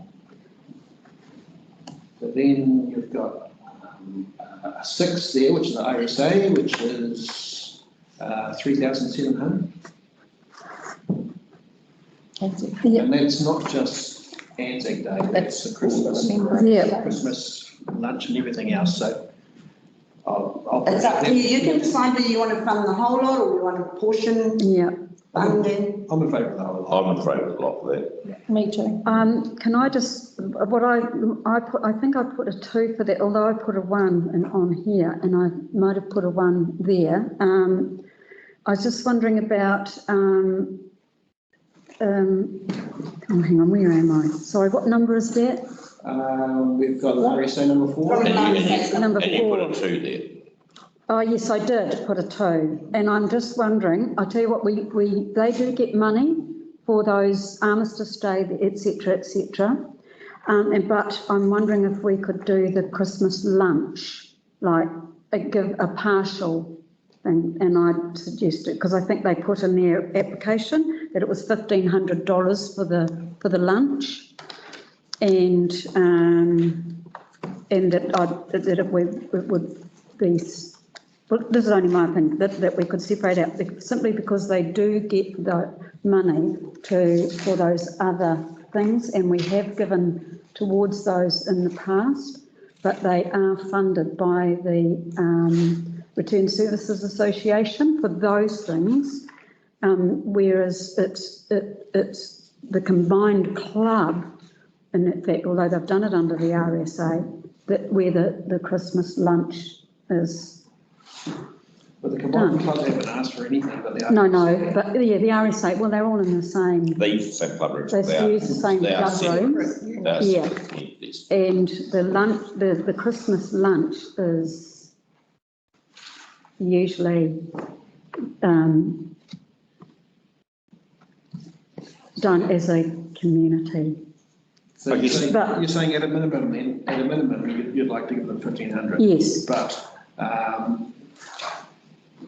the other sums are for different events. And for the ones that are already funded by the RSA Association. I guess it's one way to just do it, and that's hands up everybody that wants to fund the lot or not. So, yeah. I reckon fund the lot. Fund the lot. Yeah, okay. Yeah, I'll go with that. Good discussion, though. Yep, And what is the lot? And it's the lot there. 3,700. 3,700, yeah. And, yeah, so we've got 25,000. Yeah, that's right. Okay, Yep. so then you go into your next lowest number, which is the Coromandel School of Mines. Yeah, well, on that one, I thought there might be other pots of money that they could dip into, like you mentioned that there's a historical and a cultural fund. Yeah. Correct, I've put those up here. So there's a district fund which gets proportioned throughout the district based on your ratepayer numbers, and obviously we get the lowest. So that's what's in yours for this financial year, 286. The school funds are only asking for money to cover all their consenting process, Correct. Yes. which is a council imposed bond. So let's pay for that out of our cultural and natural heritage fund, Well, because they're after $4,000. We could pay part of Yeah. it. We could portion part of it. I can see what you're saying. 2.5. Well, that's why I had different questions as to what. Our discretionary fund.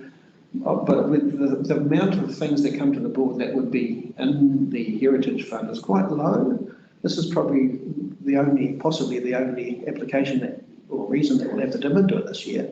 If we don't spend it, we'll just. Well, there's other people who can go through the same thing through this process, you see, even like Such as the Haratonga one and is it the track one? They can't go through the heritage. No, not the heritage one. It's something I'll need to That's for Christmas. Christmas party. So how much have we got in our heritage thing? 2865. 2,865 for this So- financial year.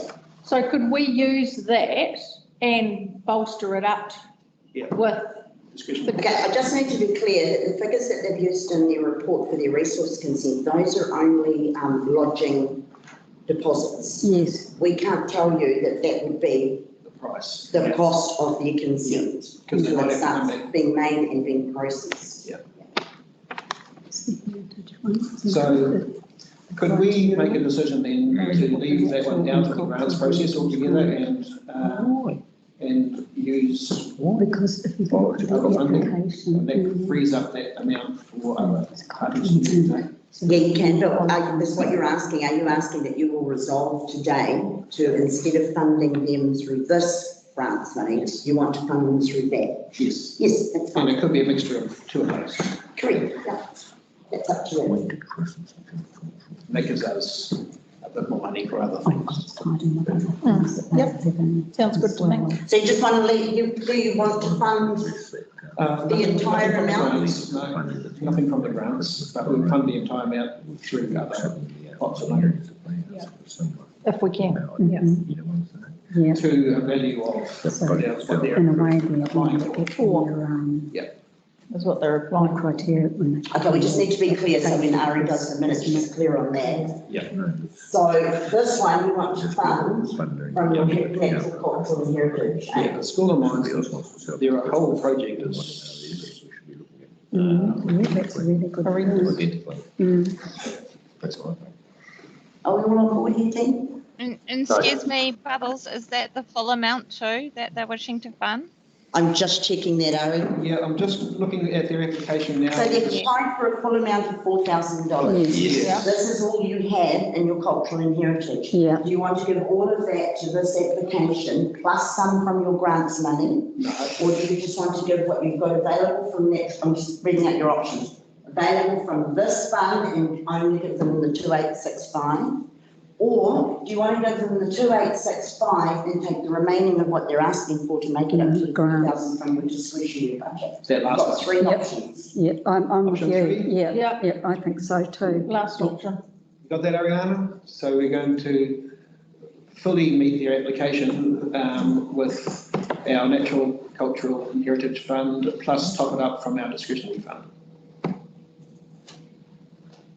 Okay. Cool. Okay.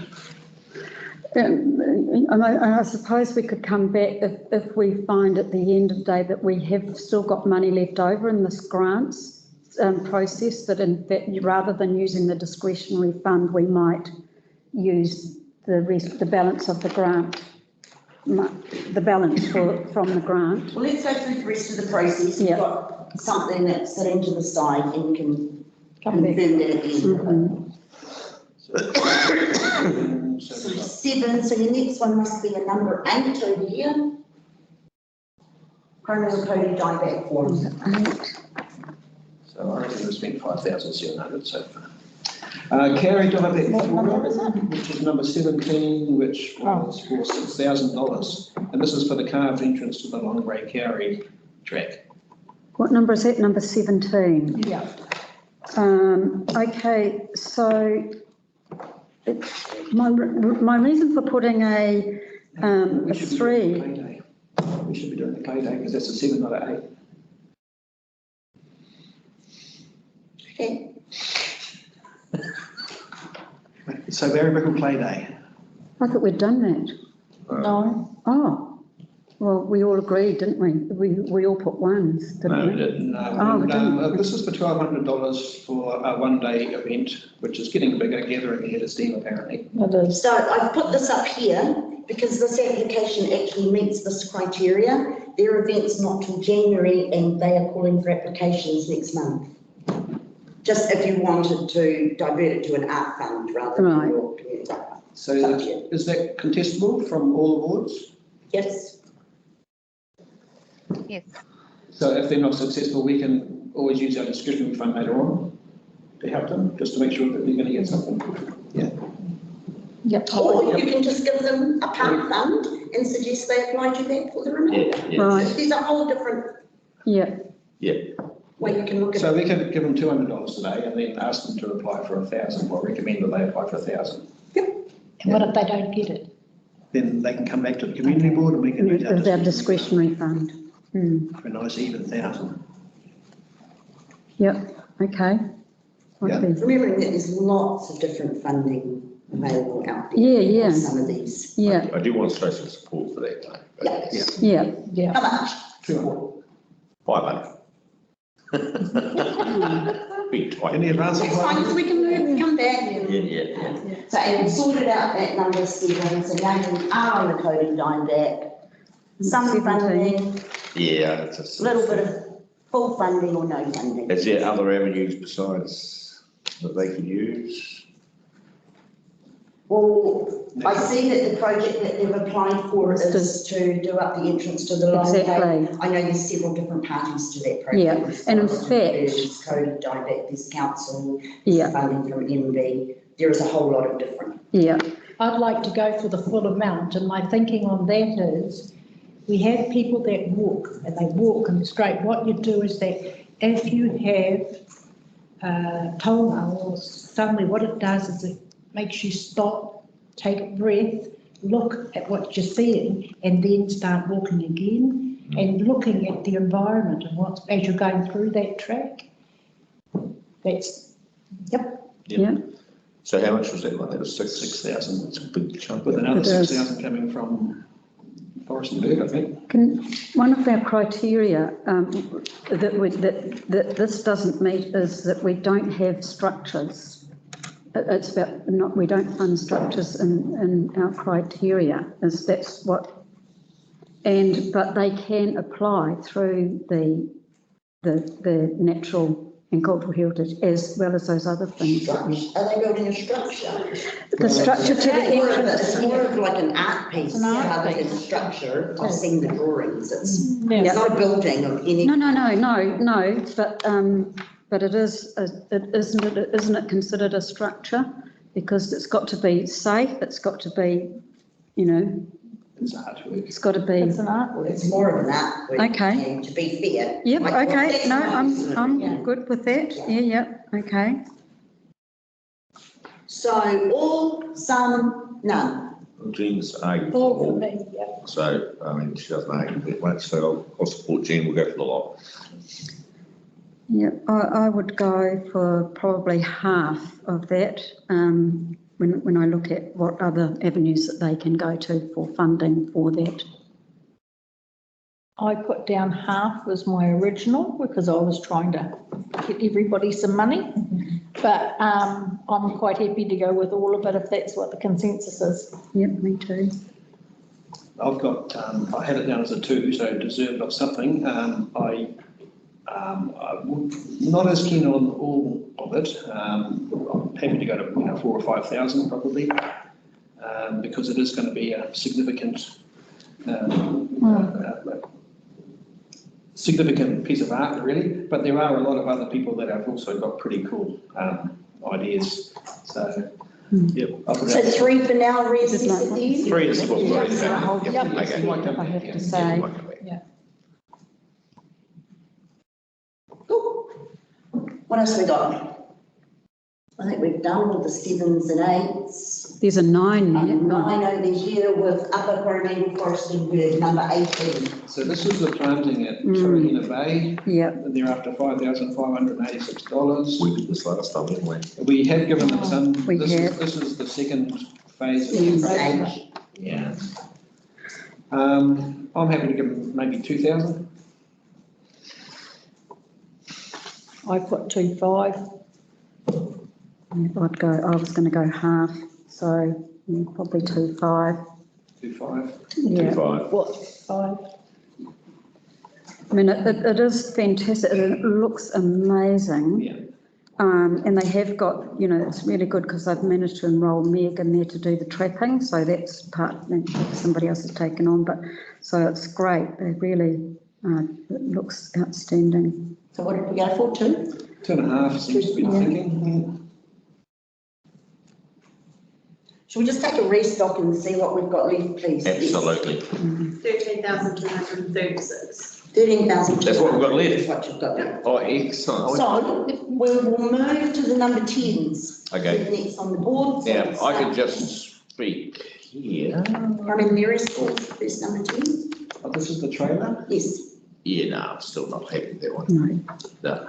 What is it, number, where are we? What?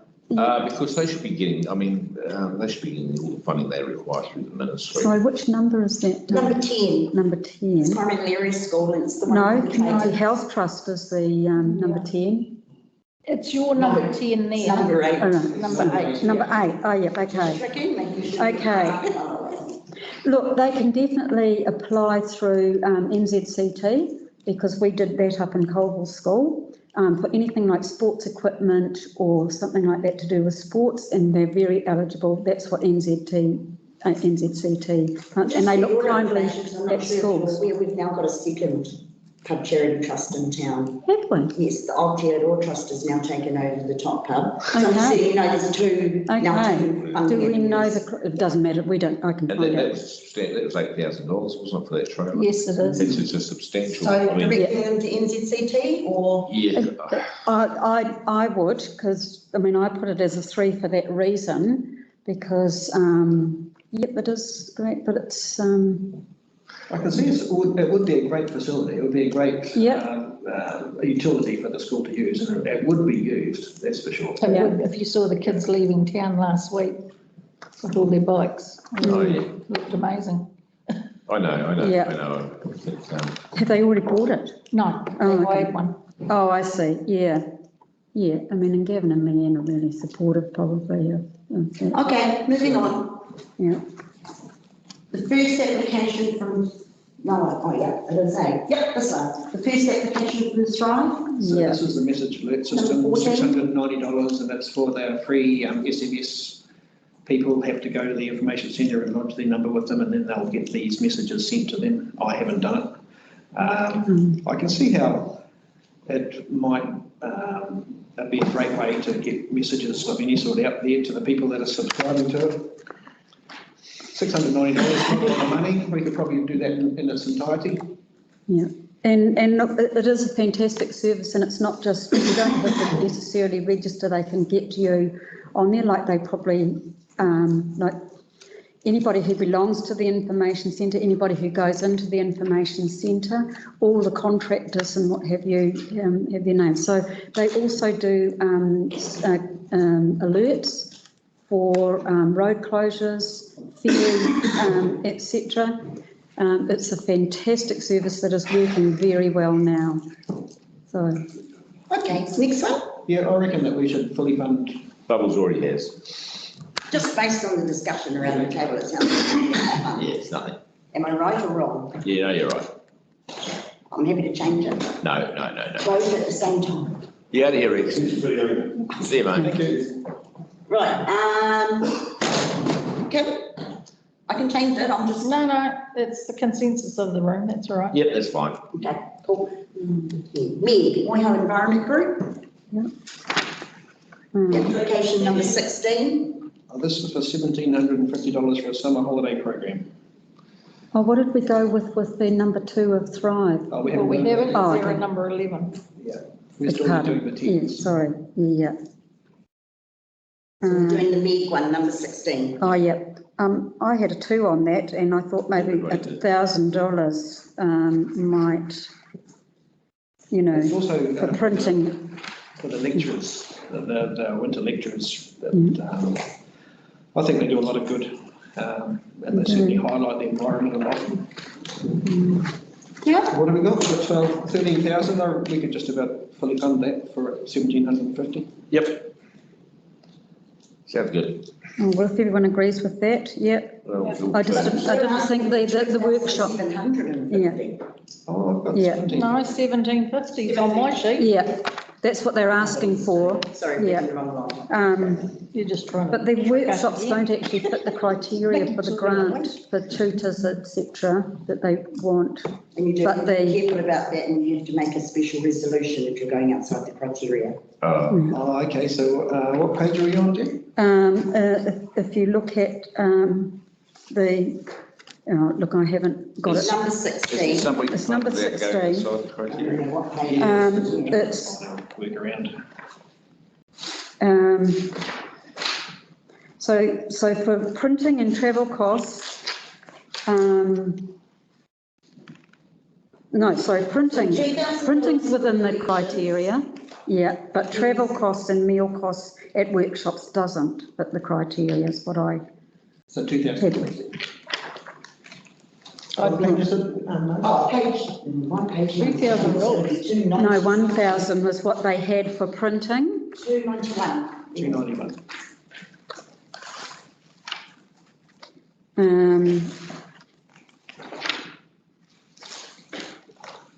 Well, how much are you applying for? Well, they're asking for 1750. Yeah. But their printing costs were, it was 2,000. If they were asking for 1750, how they break it down is up to them. So 1750? Is it the meals for the 5 lots of 50 is $250 a pop? I wouldn't get too hung up on it. No, okay, well, I'm happy to go with the whole lot if everybody else wants to, yep, I'll just, As long as we're not. as long as we're not stepping out. No, you're not, because there's the elections and the advertising, all of that meets the criteria. That's the biggest pool of money that their cost. Yep. 1750 could fit in. Right, okay, Yes, it's yep, actually smaller than that. But I'm just saying, Yeah. you are within your criteria. to do Okay. that. Okay. okay. Cool. So what we total for? There's a whole lot of mix in that. Yeah, Yep. I think we've got to look at this one a little bit closer, guys. We're paying $1,300 to do a Christmas parade in town through the spirit of Coromandel. I'd like to see us, and this is for a similar application over Kennedy Bay for a Christmas type celebration. And I think we need to treat it the same as we have with now and get some of that money into outlying areas. But that's actually why I gave it a 1. Okay, so that would separating that out, because there's the festival Yeah. that they're talking about, which an annual festival, is it? Yeah. They have an event, Yeah. and the Christmas party was a separate. Yeah, I've got no problem with both. What was the amount of money? It wasn't large, was it? $2,000. $2,000. The Santa Parade is in the main street of town, whereas the other one may not be accessible to the average person. I actually did I have to think smile at that's this quite bit. right. It's because we are the You have a Coromandel passport? Colville Community Board. Yeah. It takes a community to raise a child, and this is about the children, the parents, Yes. and the queer and Kaumatua. So my stance was that we give it the whole lot, and I've actually went to a Christmas party, and I was humbled and proud to have been a part of that. So it was an amazing event. Yeah. Just my kaupapa on it. Yep, Thank you. really value that, Jean, yeah. Yep. Okay, well, I'll move that and pay the whole lot, 2,000. Okay, Great. It's the way to go then. Get it out into the rural as well. Right, You're at eight, what are we at? 8796. Is what they've got left. You're doing okay, Ted. So let's go to the number 11. You got it, Colville Health Trust. Oh, yeah, this Cultural Health Trust is for the equipment. Essential medical. Healthcare equipment, I think they're up to $2,000. which we gave last year and the year before, for that. And I this year put a 3 on it, because, and in my opinion, GP practices have access to equipment, etc. through their GP practice. They already have those things. The only thing that I would consider thinking that was outside of that was the $108 plus GST for the laminator, which is not standard medical equipment. Yeah, because in a way the application is slightly nebulous about what they've said what they want it for, but all of those things are provided, like St John's provides one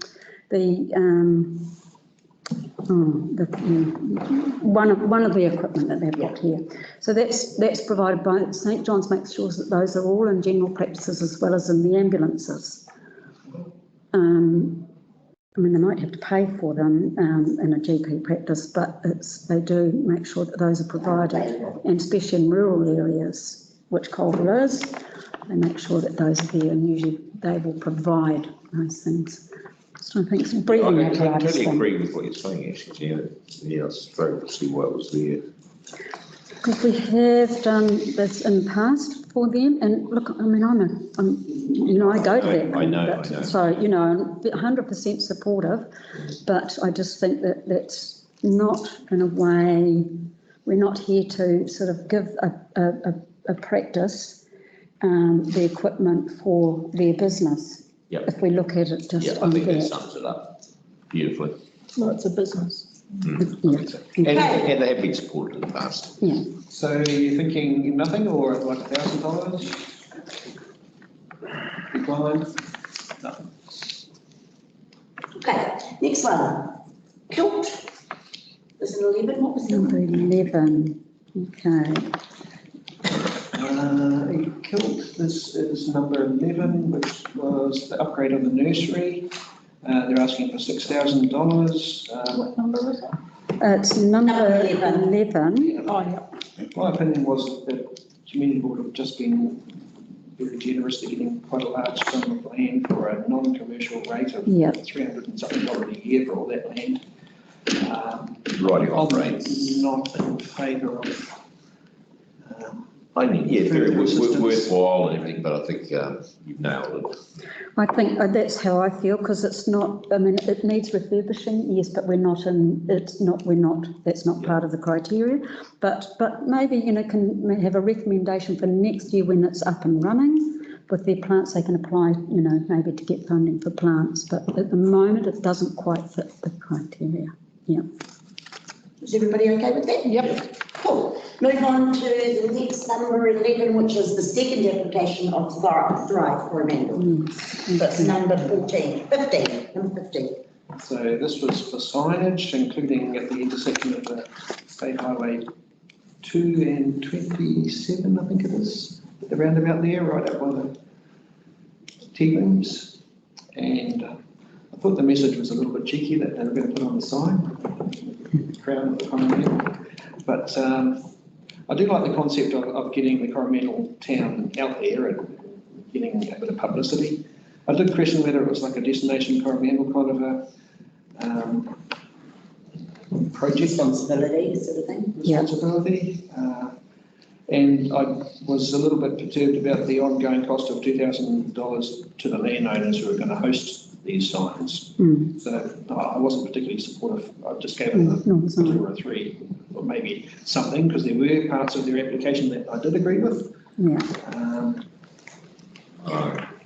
And I felt exactly the same way, and I've made a thing here that a partial contribution, if there is any money left over after priority spending, and that could be targeted, like say, for their boom bust and beyond, which promotes the whole town, and the signage for that. Yes. But regarding broader town signage, I think that's our responsibility.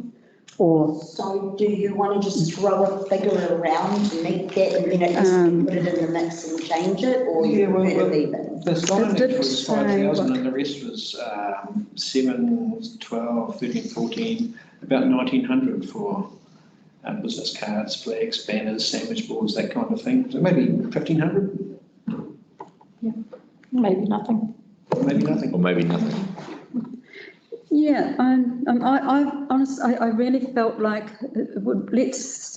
I don't think it's a priority, and I don't want to, it's not that I don't want to support them, but I think for us, for spending ratepayers' money, we need to look at what's a priority for our town and who's going to be the best benefit of that. So some of that, which is quite, you know, around. Right, and you've got to think about things like, for each group, their opportunity to apply outside of you. Yes. Like some of these actually really probably don't have an opportunity to apply to anyone else. Yeah. For their things. But some, there are actually specific funds out there from other government agencies and funders that do meet some of these criteria. And so if you're thinking it's those, then that's where you should be. And I think your policy even says something similar to that. Yeah, that's where you should be. Because it's not an essential thing either, you know. Bear in mind that we also supported Colville and the Colville and beyond, and they've got signage as you approach Coromandel town, so is there really much difference? We pay for those. Except remembering that you did give them quite a large funding in the last financial year. Yeah, we did. To promotion stuff. So, yeah, we did. And quite a lot. Yeah. Yeah. So, yeah, I think you've been fair, but. I think. Do you just want to leave it, or can we put a question mark there at the moment? Well, no, sorry, that's what I think. If we put a question mark there for the moment, and then we see when we've looked at the other priorities. It could be a question mark 2K. Or 1K. Ish. I just really think that the actual advertising that's going to be done needs to be done correctly too. Because if it's not done correctly at that particular point, it could be detrimental to Coromandel town. That's just, you know? Yeah, get it right, don't do it at all. Yeah, But I think that 2K was more for the business cards and banners and flags and things that they were going to use within the town. okay. They can't use flags because we've got a heritage problem there. But Yeah, so the sandwich boards are for the information centre, Burn, Bust and Beyond yeah, walking tours. And the banners and flags promote the town information centre and the Burn, Bust and Beyond heritage boards. And the business cards are to be used by the Coromandel Town Information Centre and Burn, Bust and Beyond walking tours. So just at this point, I just want to remind you, and I'm sure you're aware, but just so you're clear, council do already fund the information centre, quite a lot of money. yeah. And then, so what you're doing is you're looking at giving a grant on top of the money you actually already are giving their organisation. So I'm just. Yeah. There's two different Thank you. things though, isn't there, with what they're funded for and what they're funded to provide, which of course is the information centre, but these things are. But I think the peripheral to application that. quite clearly says that some of those things are for the information centre. So I'm Yep. just saying. Good. be No, aware. yep, I good. think that's also why Thrive was created, so that you have more avenues of applying for money than you could under the information centre. Yeah. Yep. But, okay, question mark for now. Cool. 11? 11. The placement was a 12.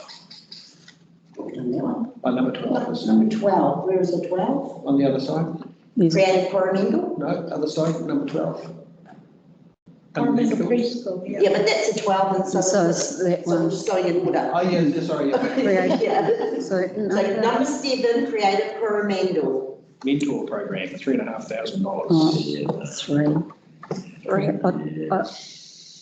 No, it's too exclusive. Yeah, Yeah, that's good, good Yes. word there, Bubbles. And Okay, so that's, so you're finding that one? I'm just being clear, so Zara's doing our minutes. yes. Okay, so the next number 12 is Coromandel Preschool, This is for application 12. renovations to their, I think it's the Lino one. Yesterday it's the Lino and some $4,964. They tried last year and we declined them. And, We have given the money. We have for a sandpit cover? yes, we did, yeah, but the criteria for capital upgrade is not part of our yeah, it doesn't- criteria. it doesn't, So, I'd love to help the little devils out. yeah, but, yeah. It doesn't. And you have in the past, right? Yeah. That's Yeah, right. yeah. I feel better hearing that. I think we also bought them a TP, didn't we? Correct? Yeah. And we have given, yeah, for equipment and Yeah. stuff like that, which is the right criteria. But Yeah, you're absolutely right, Jen, good on you, thank you, yeah. yeah, That's all the 12s, and I think you've got a 13. yeah. Oh, 2 13s. So the first one is Laughing Frog, number 1. Music event, $600, we can just about afford that. Can I just say about that though, they do sell tickets to those music events and they happen on a regular basis, like almost monthly now. And so it's, in a way, it's not a one-off event that we're looking at. I mean, I don't want to not support them because it's great, and it is a social thing, but they do sell tickets to it. And the money that they get for it goes to the club, right? So they don't keep the money themselves, that's fine, but they want, some of the things I noticed in the criteria that they're saying, is they want it to maybe pay the bands this time, but that's going to be reflective in their ticket sales, is that they can do that, as everybody else has to who puts on an event, like the theatre or the arts group or whatever. So that was my reason for putting a 3. They are only asking for half the cost of the event. Ticket sales and raffles will pay for the other half. Well, that's then, but what they're paying for is. Have to take into consideration that they're not actually even sure they have an event. Yeah. And It's just, it sounds like a nice to have, we'd like to have. they're not, They had they one on the also, weekend, didn't they? they did, Saturday. they did, yeah. And there's another one coming up as well. So it's, as I say, they have regular events, Yeah. which they sell tickets to. They weren't specific about an event, which was going to be like public, I mean, it is publicly advertised, of course, but it wasn't going to benefit under our criteria. Are you suggesting then that there might be more needy courses? Yes. We could top up some of the others. Yes. So we'll That's the find big it. key word. So number one, application is declined. Correct. You've got another 13 somewhere. Is the Embroiderers Guild? Oh, yeah, Embroiderers Yeah. Guild. That was for workshops, they want, Yeah. Number 5, was it? This is just another one that I could point out that would qualify to apply to the Creative Communities Scheme as well. Yes. Didn't we give to them last time or not? We gave it to. Well, to do that, yeah. That was to make that. Yeah, that was well worth it. without putting a figure on it, they're actually quite well off, Yeah. in terms of bank accounts.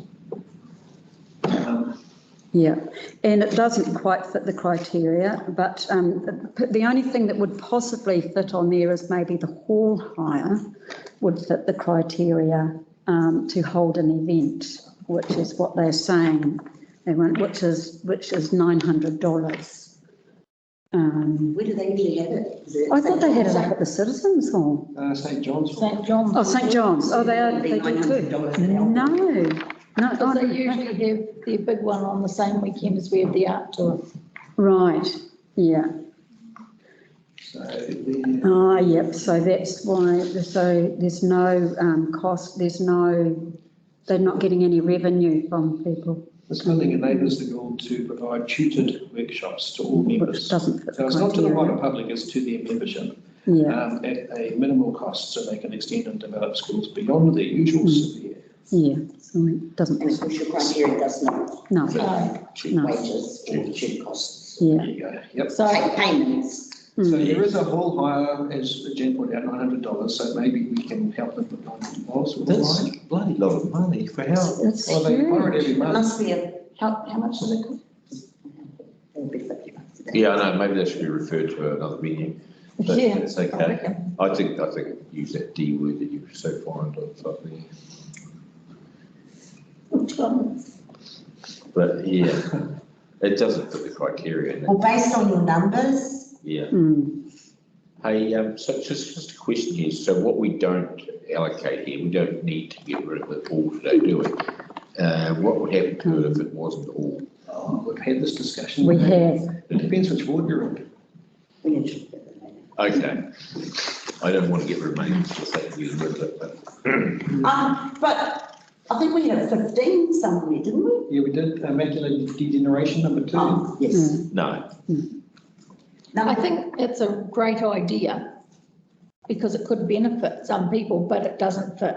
doesn't fit the So criteria. it's irrelevant And really. keeping And- the and the- responsibility of other government agencies. Correct. well, and central government for that matter, Yeah. So where really. are we at with the money? 8796, but just bearing in mind the question mark, the 2000 there. Yep. So 6796. So let's address the question mark first, Mhm. then you know what you've got going on. So what did we get for the play centre? Sorry, I Yeah, I Get was that. going to think exactly the same thing. 'cause Number the 6. outdoor equipment.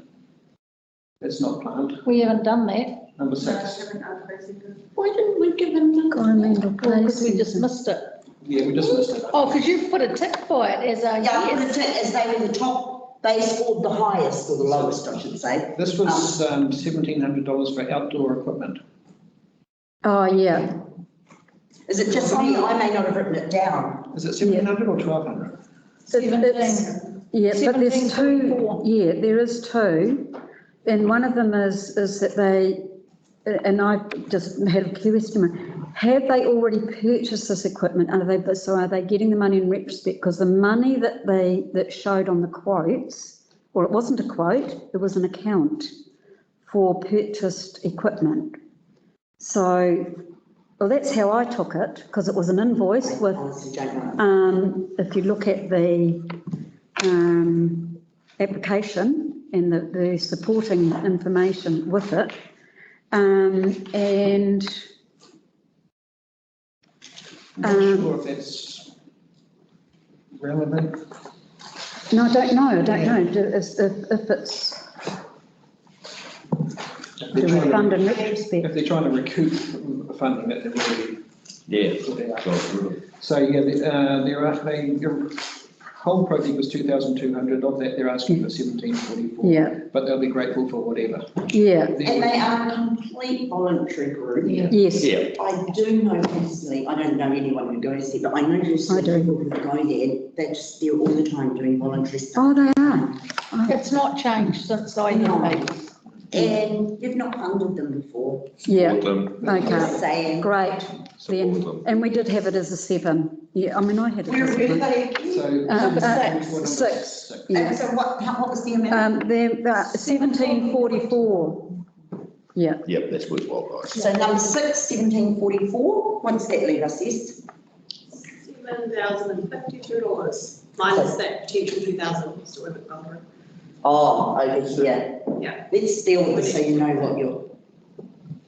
Yeah, so this is the choice here is signage at the intersection way out on the state highway, or just keeping it local with the boom and bus walking tours and promoting the information centre. I'm in favour of keeping it local. I'll endorse that. So that's number 15, which was signage. I thought the site, I thought 2,000.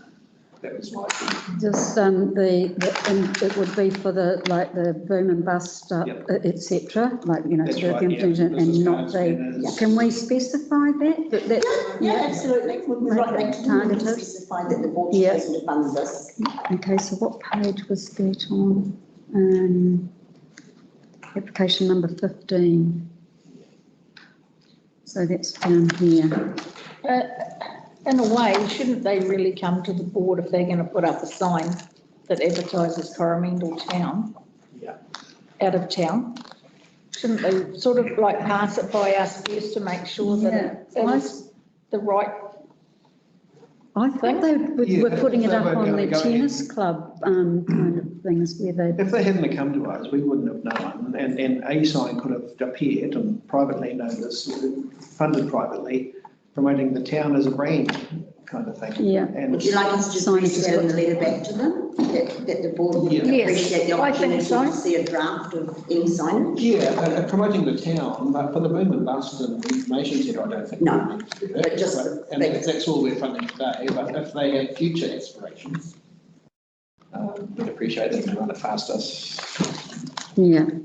So how much are we going to get? I was just trying to find the So it says here- application. Page 282? Yeah, 705 for salmon boards, 560 for banners and flags, so that's Okay. 1,265. Business cards, 230, so that's 1,495. Project management and administrators, I don't think so, maybe 1,500. Project management. Teams, we've got 1,500 on the table. Here we go. Going once. Sorry, design Going one. twice. Done. Yeah. So that's 1,500 for application number 15, Yeah, for boom and bust in the information for the centre. Boom and Bust and Information Centre. Yes, you're making notes about that, eh? Or when the right back to that. So that means the Cowie Dieback Forum and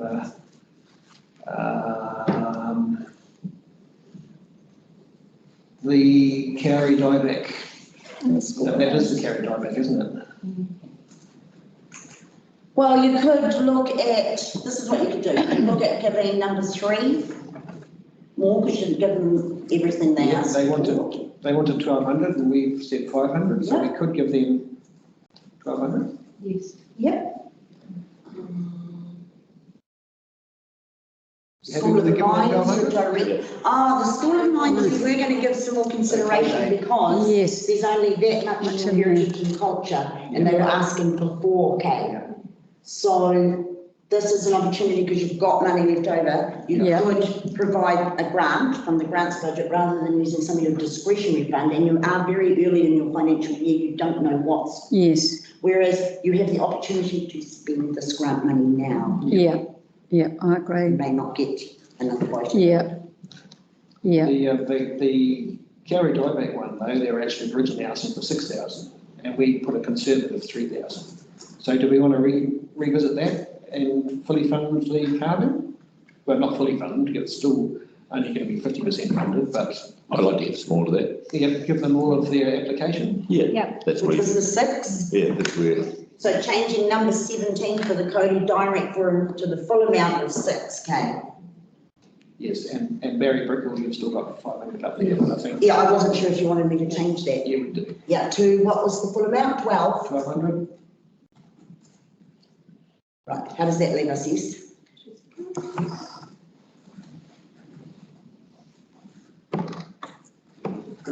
So we could also up the number 18, the forest and bed plantings. They originally asked for 5,500 and we've given them 2,500. we'll see We've it. got $1,852 left. You've got 1,800 left. So Spend it wisely. 4,200 for the forest and bed. I still think we could give some to the museum, and a bit more to give some from this fund to the museum, and then they look at what they,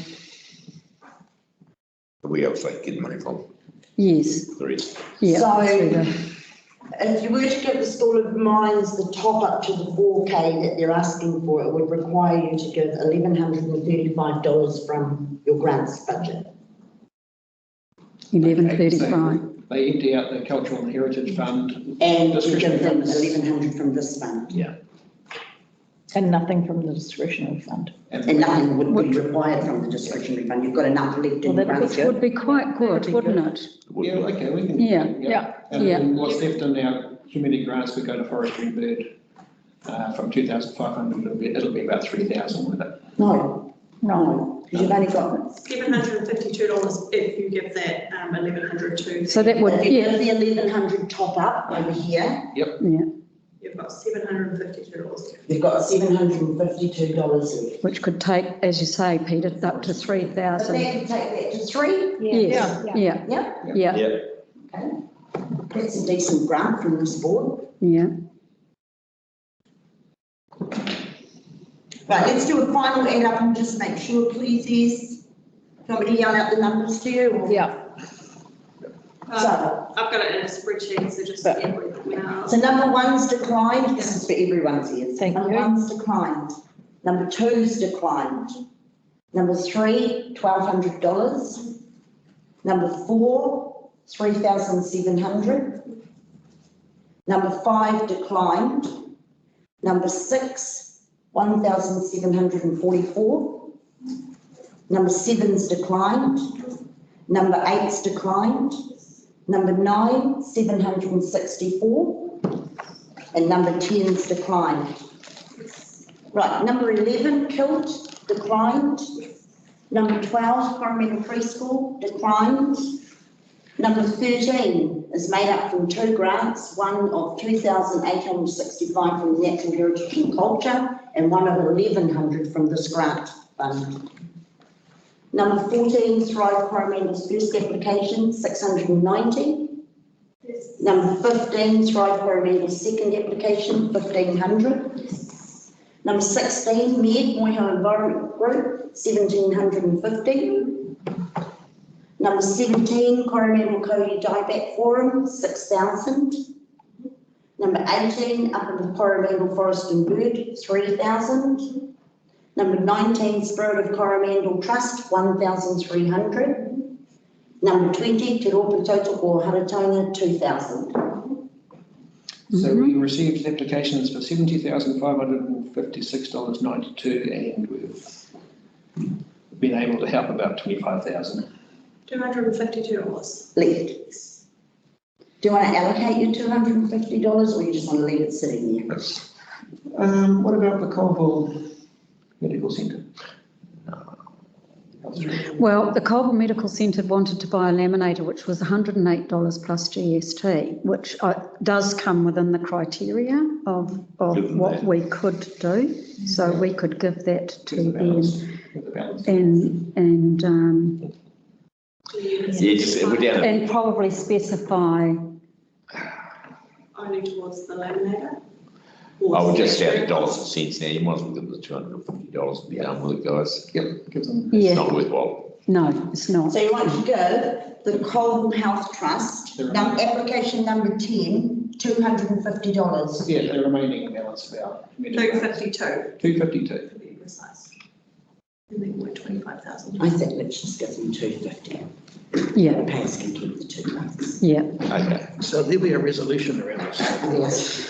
Do we need, we just need to make that Esther's got the qualification or qualifies each one where we've had like to the Coro area school, saying redirecting them to NZCT. Do we do that? Yes, we do that, Yeah. staff. So we will send a letter out to all your applicants, telling who's successful, who's not, telling the ones who weren't successful, giving them a reason why.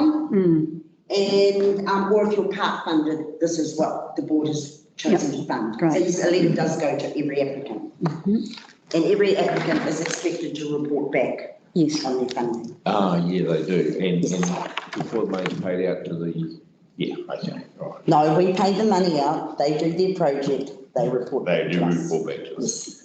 Yeah, it's part of the criteria, and it certainly would limit your opportunity to make future applications If you don't, yeah. Right, so. Okay. So previous years I've had to read those out again as part of our resolution, or can I just cover it? Take that as read. Take that. I think I read it out quite clearly. You did. You did, actually. I take it as read. Yeah, you did. Okay then. Auntie Yarn's got it, yep. I will still say that Take a photo of the board. Just been done. It's just done. Sorry. Yeah, but I still have to move that the resolution that we received the Community Board Grants 21-22 report dated 26 July 21 and confirms the allocation of the community grant funding as previously explained. All those in favour, what? Can I have a mover of that? I'm happy to move it. Second. Of Jan, all those in favour, please say aye. Aye. Against, carried. Good decision. Thank you very much. Yeah. And I think that more or less finishes off our meeting. We do have a transport workshop, 30th of August. We have another workshop, 7th of September. Council meeting 14th of September, and our next meeting is 28th of September. So I'll declare the meeting closed, and thank you very much for your help. Thank you. Thanks, Artie. When is our next workshop?